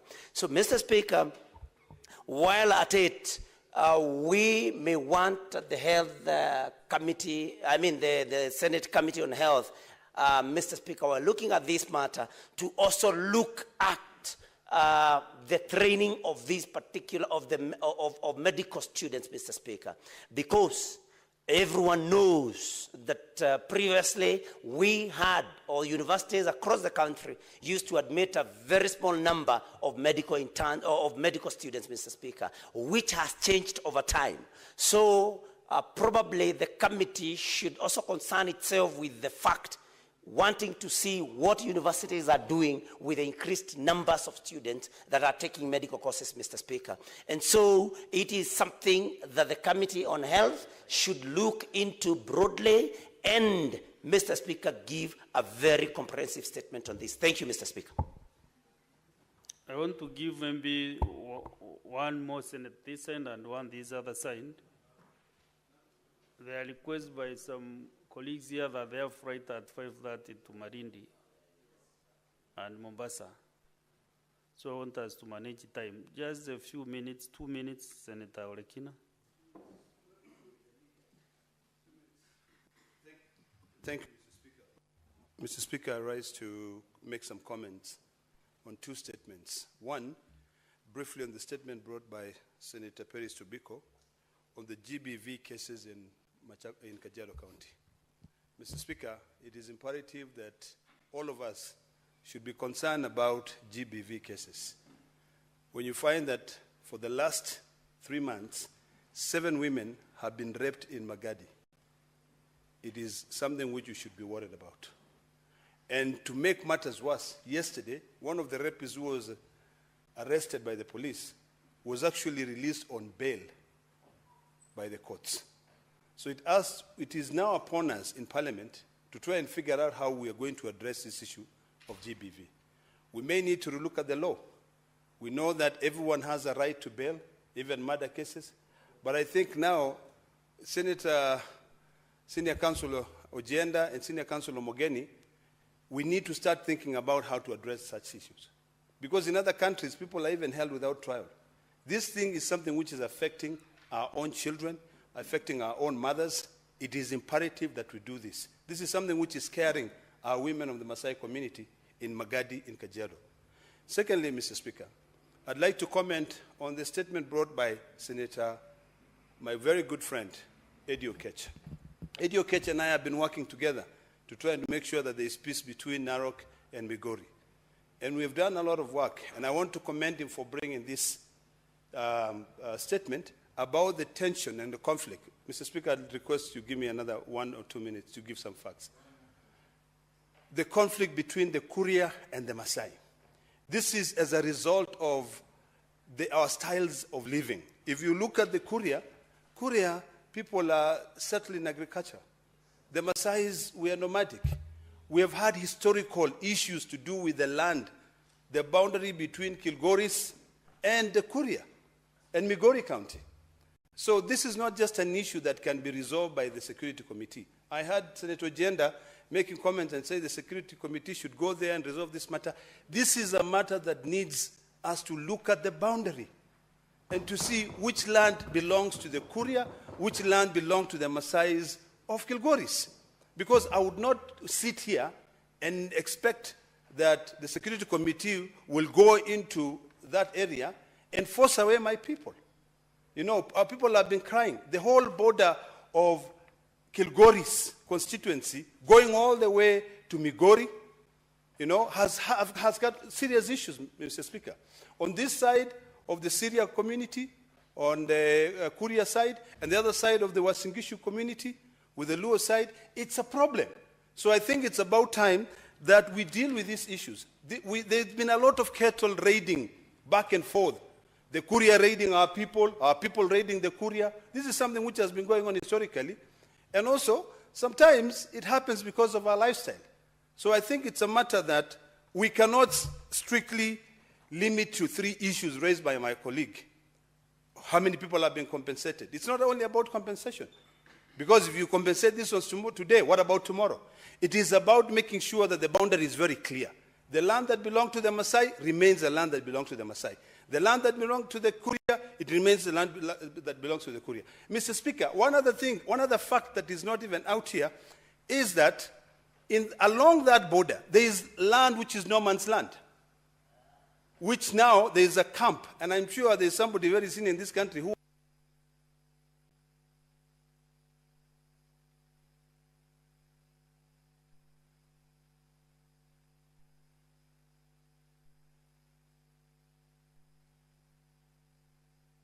Thank you, Mr. Speaker, for adding Just me 1 minute, kindly, you know, as I... Let me summarize and put it this way.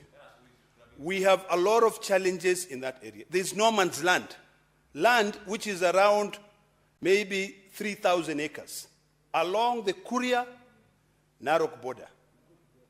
And that one of the things that I am very happy with Senator Eddie, because we've done a lot of work together in the community. And now we're making it known that when the Security Committee goes there, when it is not only going to say compensate, what are you compensating people for? Solve the problem once and for all, so that the Kuria people can farm in their part of the land, the Maasai people can graze in the part of their land, and we solve this problem once and for all. And that no man's land, we need to be able to know which part belongs to Kenya, which part belongs to Tanzania. It's that simple. It's a boundary dispute. We've had the same boundary issues between the Uasin Gishu and the Syria Maasais. You know, and that one, they just fight over a small section. That, so far, has been resolved, to my knowledge. But the part which has not been resolved is a Kuria Maasai dispute. So we cannot trivialize these matters, or we cannot say, let's just compensate them. Let's go there, solve the problem once and for all. Put a boundary. And then once we do that, we also revisit these land laws, Mr. Speaker. Mr. Speaker, right now, my people, the Maasais, are selling their land at 20,000. And then the people who are buying it, are selling it again at 150 or 1 million shillings an acre. That is causing problems, because once those people have sold that land and they have no land, they go back where there is a dispute and they cause problems. So we need to deal with issues, to change the laws, we zone laws, such that an area, you cannot sell any land, you can only lease. Thank you, Mr. Speaker. Senator Seki. Thank you very much, Honorable Speaker. I also want to comment on the statement stated by Senator Paris Rubiko. Honorable Speaker, Kajiado people are in a very bad situation now.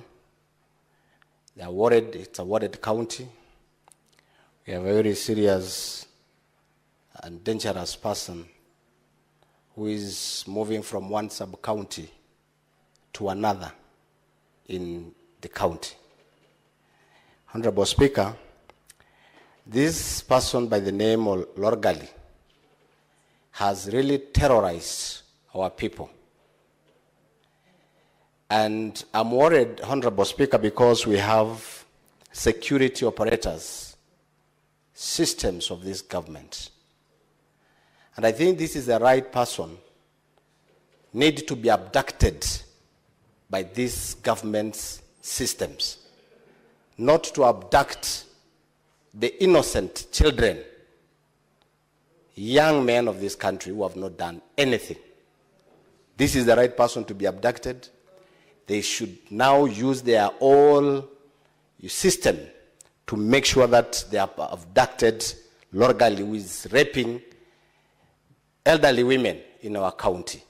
And I think if they don't, we will definitely, Honorable Speaker, give our people authority maybe to find him.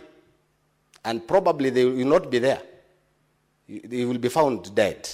So I don't think we need to give government a chance to continue giving people who are violating the law to terrorize our citizens of Kajiado. I'm told just yesterday, one of the girls in Kajiado town, near Kajiado town, that man is there now. And I don't know what his security personnel are doing. So I think, Honorable Speaker, this is a very serious thing. And now we are worried of the health of those who have been.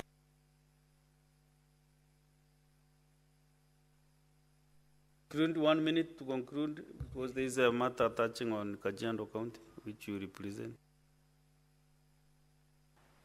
Thank you very much, Honorable Speaker. And I don't know what is the health now, the health of our people who have been terrorized, who have been affected by this man. The health situation. And I believe the counseling process will be started by the county and the Ministry of Health. And again, Honorable Speaker, we don't know the kind of system that we're going to put to make sure that such kind of problems that will not happen again. Otherwise, thank you very much. I don't have much to say because of time. Thank you. Senator Mugen.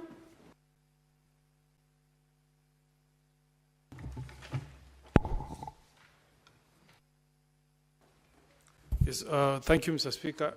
First, I want to comment on this idea of people who pose danger to society, who are presented before court, they are charged and released on bail.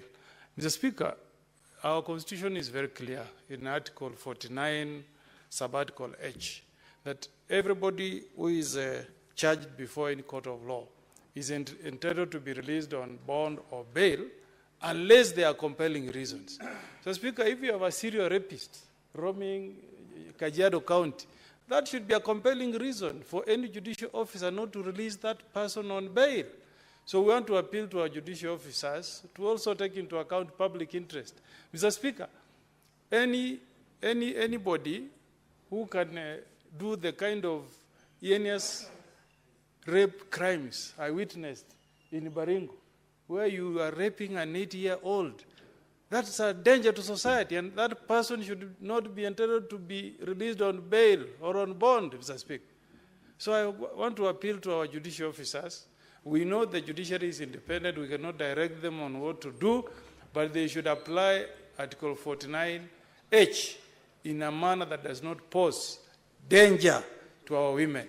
Speaker, we want our women to walk freely. If you look at our honorable senators here, beautifully dressed, we don't want them to be at risk of being raped by serial rapists out there, Mr. Speaker. So the judiciary, as a duty, it owes us a duty as Kenyans to ensure that people who pose danger to society should have their cases heard while they are in custody. If we don't do that, Mr. Speaker, would be failing the country. If you give me 2 minutes on this issue of health.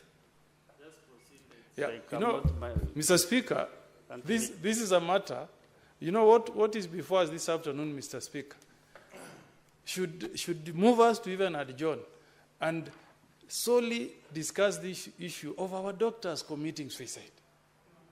Mr. Speaker, how can we witness in 1 year 2 intern doctors have committed suicide? Mr. Speaker, even in my own class, law class, I never saw a case where 2 of my colleagues are committing suicide within 1 year. One is Mora from Kisii, another one is in Njuki. Mr. Speaker, as we speak today, our interns have not been paid their arrears of 206,000 for the month of August, September, October, November, December. How do they survive? How do these young professionals survive, Mr. Speaker? As we speak today, there is a tussle between the ministry and the county governments whether we should pay our interns 206,000 or 70 shillings. Surely, if you pay an intern 70,000, you take share, you take housing levy, you take away pay as you earn, you take away NITA, Mr. Speaker. How will these guys survive? They'll be left with no choice other than to continue committing suicide. Health is a devolved function. If the suicide cases we are seeing from our own children, because it's our children, cannot move us to do something, even to summon the CS Health to appear before us, then what is the role of the Senate of the Republic of Kenya? Surely, Mr. Speaker. Also, if you are an intern, you are seeing patients coming for treatment in a hospital, and you can't treat them. That in itself can trigger you to commit suicide, Mr. Speaker. Because we are told that the transition from NHIF to SHA, SHIF, is 46%. So where are these 54% of Kenyans getting their health services from, Mr. Speaker? We are being told, Mr. Speaker, that a patient will come to a hospital, they want to log in their SHA cards, but you are told the system cannot accept you. Or when the system accepts you, your relatives who are supposed to be beneficiaries are not in the system. I want to appeal to us, Mr. Speaker. Let's take an opportunity of this statement to convert ourselves to a committee of the whole House, and we deal with this issue around the frustrations of our interns and the functionality of this thing we call shisha. You can inform me. I accept. Yes, inform me.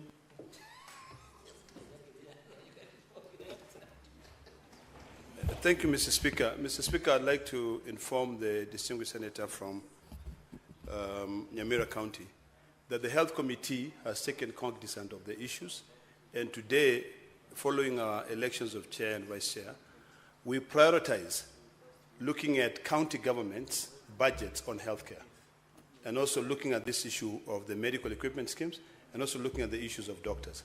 So I'd like to encourage the distinguished senator to keep an eye so that the day when we have this meeting and when we've summoned several individuals to appear then and support the matter instead of now converting the whole House into this issue, because the Health Committee is alive to this matter. Thank you, Mr. Speaker. Senator Omugen.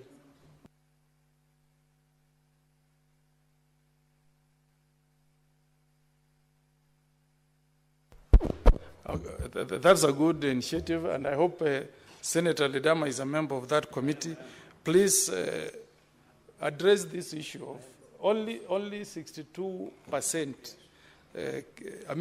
Over 62% of Kenyans are reporting difficulties in using that SHA SHIF portal. Yeah, portal.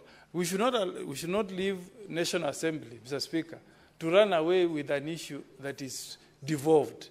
If there is a function that we should be seized of as senators, look for solution, discuss passionately, then it's health. Because health is one of the most important functions that the Constitution of 2020 devolved to our counties. Finally, Mr. Speaker, the reports we are getting is that most of our private hospitals are not accepting the SHA cards in many of our hospitals, Mr. Speaker. And we know it, Mr. Speaker. And me, I'm speaking for the lowly of the lowly Kenyan, the person who paid 300 shillings to access SHA card. Mr. Speaker, if the private hospitals cannot accept these poor Kenyans, where will they get treatment, Mr. Speaker? If you visit our counties, you're from Meru, you're our cousins from the mountain. I am from Nyamira. I know the state of our public hospitals, Mr. Speaker. If we restrict the SHA card to public hospitals, we are denying access to health services to our people, Mr. Speaker. We need a solution. And I'm speaking passionately because I know the suffering that the people of Nyamira are going through, Mr. Speaker. SHA should be able to assist any Kenyan who is seeking treatment in a private religious health facilities. Most of the most, how do I say, most competent health facilities are run by our religious bodies. If you go to Bomet, Tenwek Hospital, treats people from Nyamira because it's run in a very competent manner, Mr. Speaker. If we leave Kenyans at the mercy of our public hospitals, Mr. Speaker, we are leaving Kenyans to die while we are watching. We will never be forgiven by Kenyans, Mr. Speaker. I support. Senator Mohamed Chute.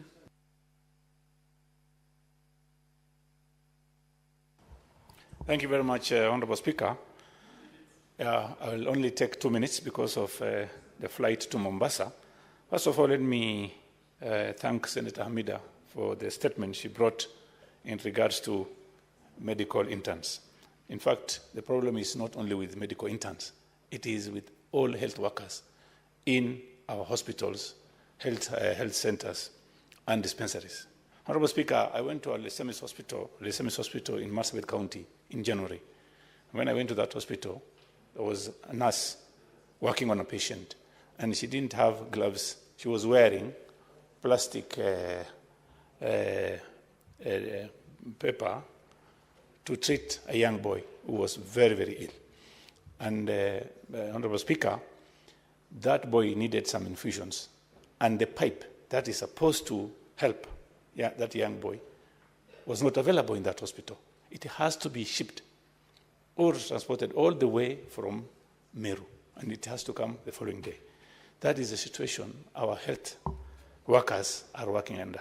Having said that, let me also say the issues in our hospitals are not only on interns and medical health workers.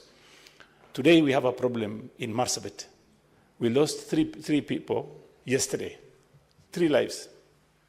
There is a disease called Kalaza carried by mosquitoes, and 25 people are now under medication. The kits for testing Kalaza is not available in Marsabit County. And I want the government to note that the people of Marsabit are suffering, dying in numbers. So I want, first of all, to thank the KEMRI Director General. I spoke to him this morning, and he has already dispatched his team to Marsabit. And I want also the Ministry of Health, the Minister, to take note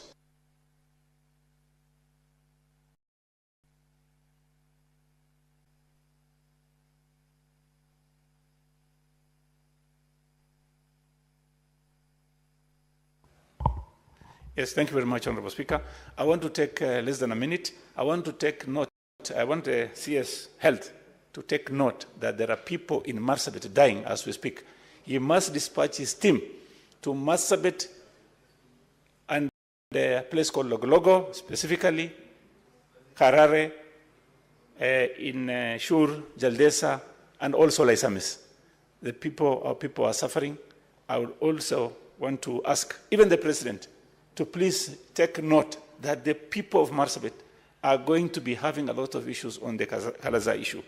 And having said that, let me thank again Senator Hamida for the statement. Thank you very much, Honorable Speaker. Senator Esther Okenyuri.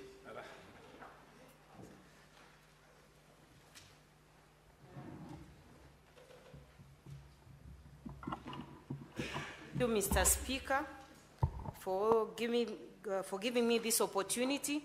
First, I wish to commend you for always being considerate, especially to members, in allocating time to comment. For that, I'm grateful, because on several instances I've spoken in this House was courtesy of you.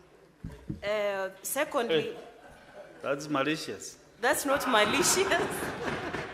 That's not malicious, because you have greatly contributed to giving young people platform to showcasing what they can offer. Secondly, Mr. Speaker, on the issue of the statement by Senator Hamida, we have so many young people who are frustrated out here, and not just the medical interns. I think we as leaders need a conversation around it so that we do not lose or continue losing young people to such. Secondly, on the rape aspect, not just for Kajiado County. We have rape cases reported countrywide, but I think serious action has not been taken also. I also feel we should not send people to report to police, because the moment you're sending them to report to police, most times at those stations, the officers there are very reluctant to actually take action, or sometimes they are compromised because the perpetrators are well known or they are people of means, so it actually becomes a challenge.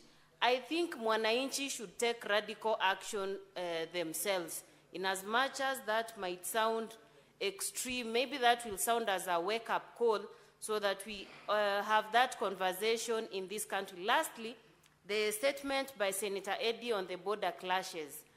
The clashes have been happening in very many parts of the country. You see Chepilat area, you see Keroka, Nyamira. Most of those clashes, when you look at them, it's issues to do with border disputes, land, or theft of cattle. Maybe... Give us 1 minute.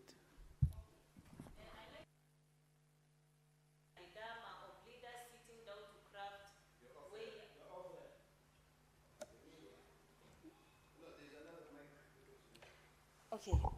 I like the proposal by Senator Ledama of actually taking the initiative to sit down with Senator Eddy and other leaders, and we should borrow this to other areas we are having these border conflicts, like Kisumu, Keroka area, so that we solve these issues internally, other than let them escalate and affect very innocent people who otherwise shouldn't have been part of the crisis. Thank you. Senator John Medu, also known as Gitunga. Such a good name to introduce me with, Honorable Speaker, and I want to indulge you with the utmost humility that you allow me to comment on the statement that has been sought by Senator Dulo.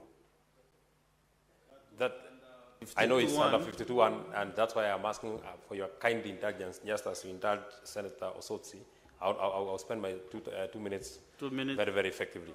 And because I have not gotten an opportunity, I also want to join my colleagues in celebrating the life of Senator Cheptumo, whom I served with at the Committee on Lands. May his soul rest in eternal peace. Honorable Speaker, I also would not want to discuss as to the reason why there has been heckling across the country on meetings that have been attended by the President. Honorable Speaker, it is common knowledge that people express their displeasure in different ways, Honorable Speaker. But I am more concerned, even as we look at this matter, as to why anybody would round up people after a meeting and you want to arrest people and take them to court because they heckled you or because they expressed displeasure when you are when you attended a meeting, Honorable Speaker. How would the police actually identify the people who attended that particular meeting? If indeed these are people who are known, why can't they be stopped before the meeting, Honorable Speaker? And Honorable Speaker, I want to say this way. I have seen that part of the reporting of the motion that we had yesterday here about Kenya's attempt to clinch the AUC position, Honorable Speaker, senators were actually condemning Kenyans who celebrated that particular loss, Honorable Speaker. I would want to say this, Honorable Speaker. It is my opinion that Kenyans never celebrated because Raila Odinga lost. A section of the Kenyans who celebrated, they actually celebrated because they actually feel and they believe that William Ruto lost that particular election, because it is William Ruto who was the person who was fronting Raila Odinga, Honorable Speaker. It is our responsibility, Honorable Speaker, to be very, very happy when William Ruto is sad. A comment on a statement now is not open to a debate on a motion which was concluded yesterday. Yeah, so you will not benefit from an extra minute. No, it's a comment on this statement, Honorable Speaker. I'm not going outside. Yeah, because you are now taking advantage of... No, I'm not going... I know that one may hurt you, Honorable Speaker, but allow me... It's not hurting me, but I'm just wondering... It will of course hurt you, but I will restrain myself to the content of this particular motion, Honorable Speaker, this particular statement. I will not go to discussing as to whether William Ruto lost, but I would want to say, Honorable Speaker, yeah, I can be informed. If you want to inform me, you can inform me.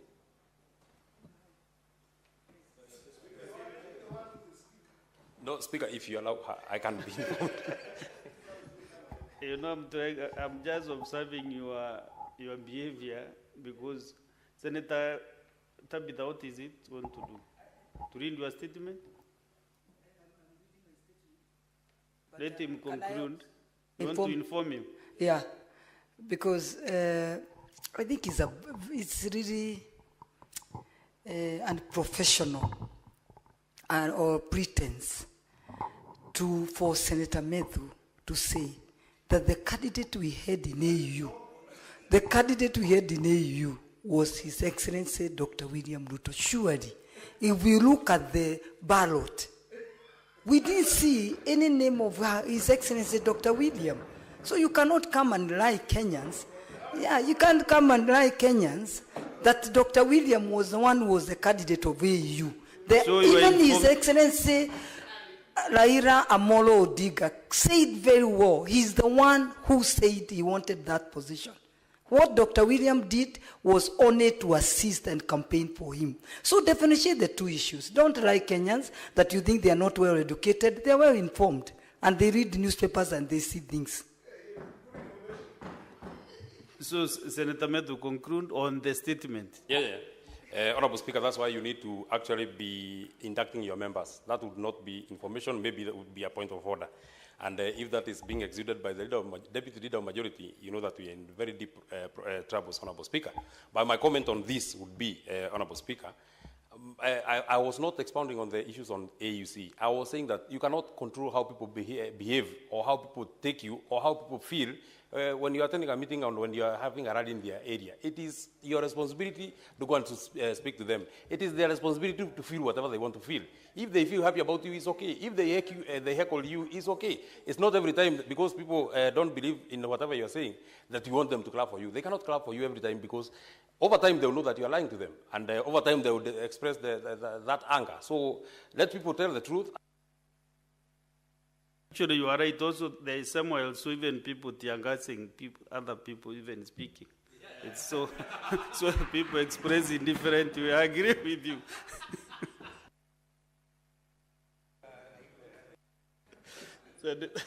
Senator Tabitha Karanja. Yes. Let me conclude, then you read the statement. Only 2 minutes.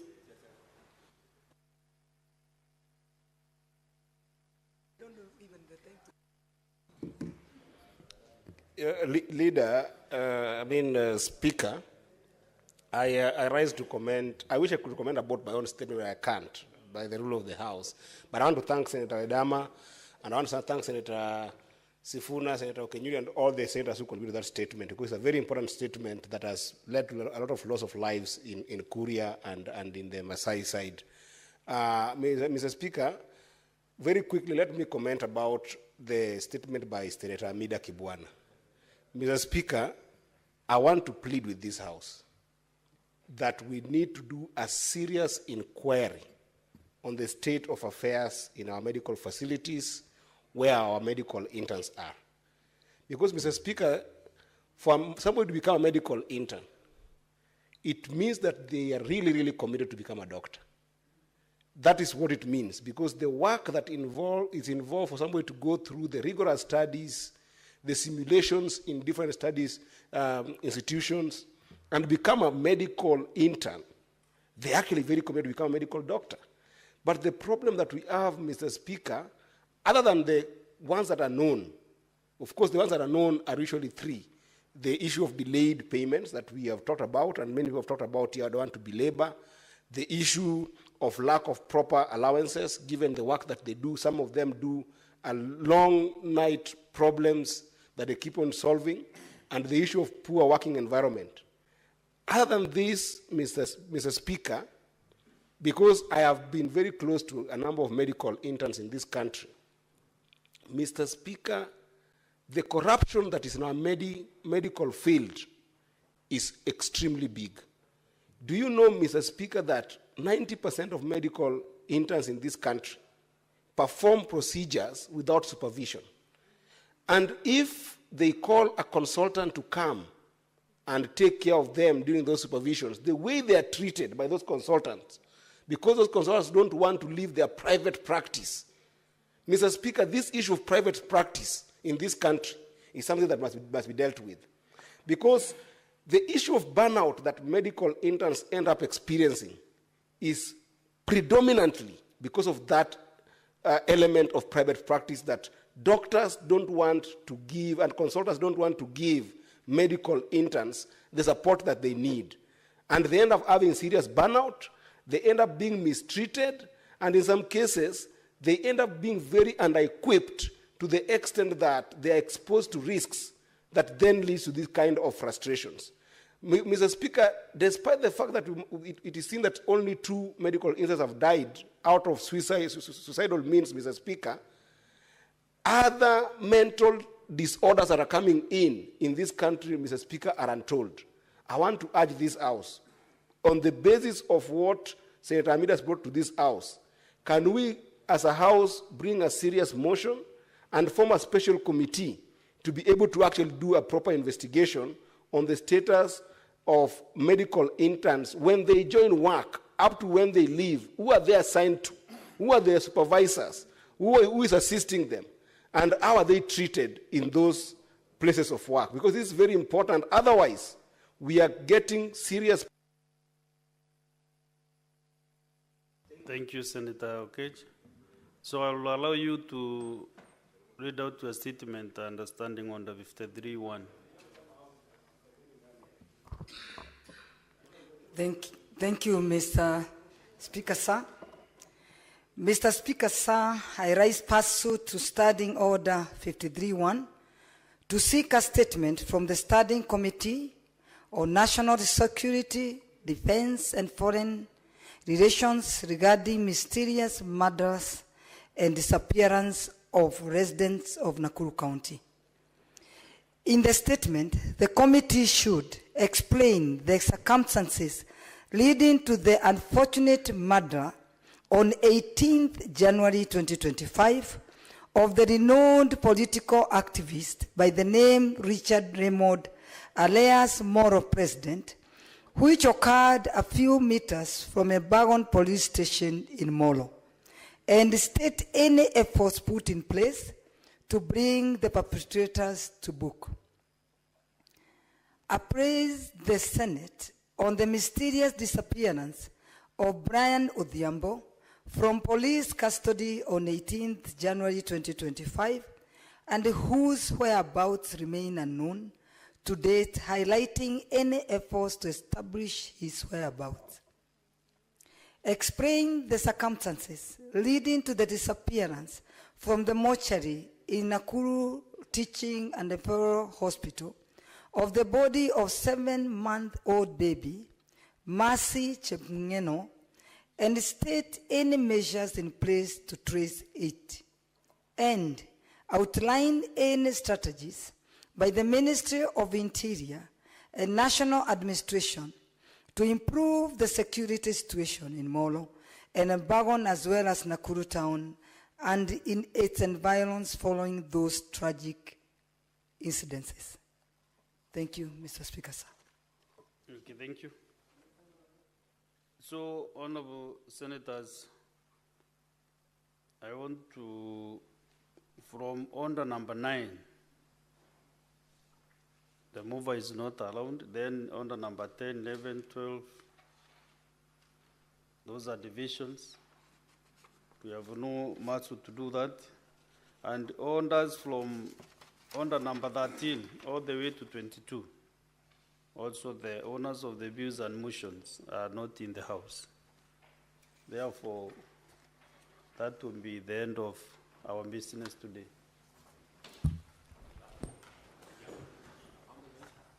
Honorable Senators, there being no other business on the under paper, the Senate stands adjourned until Tuesday, 25th February 2025 at 2:30 p.m.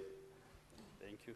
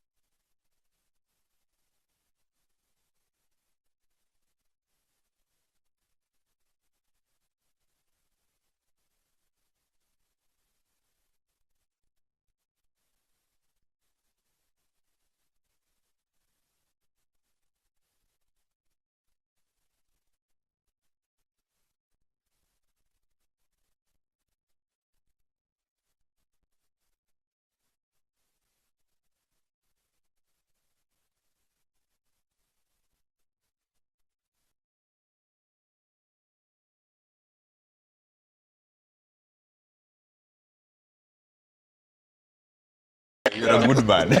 What usually upsets me when I come on these shows with my colleagues here is when they want to speak for me, and I'm seated right here, and to speak for my political party when they are not members of my political party.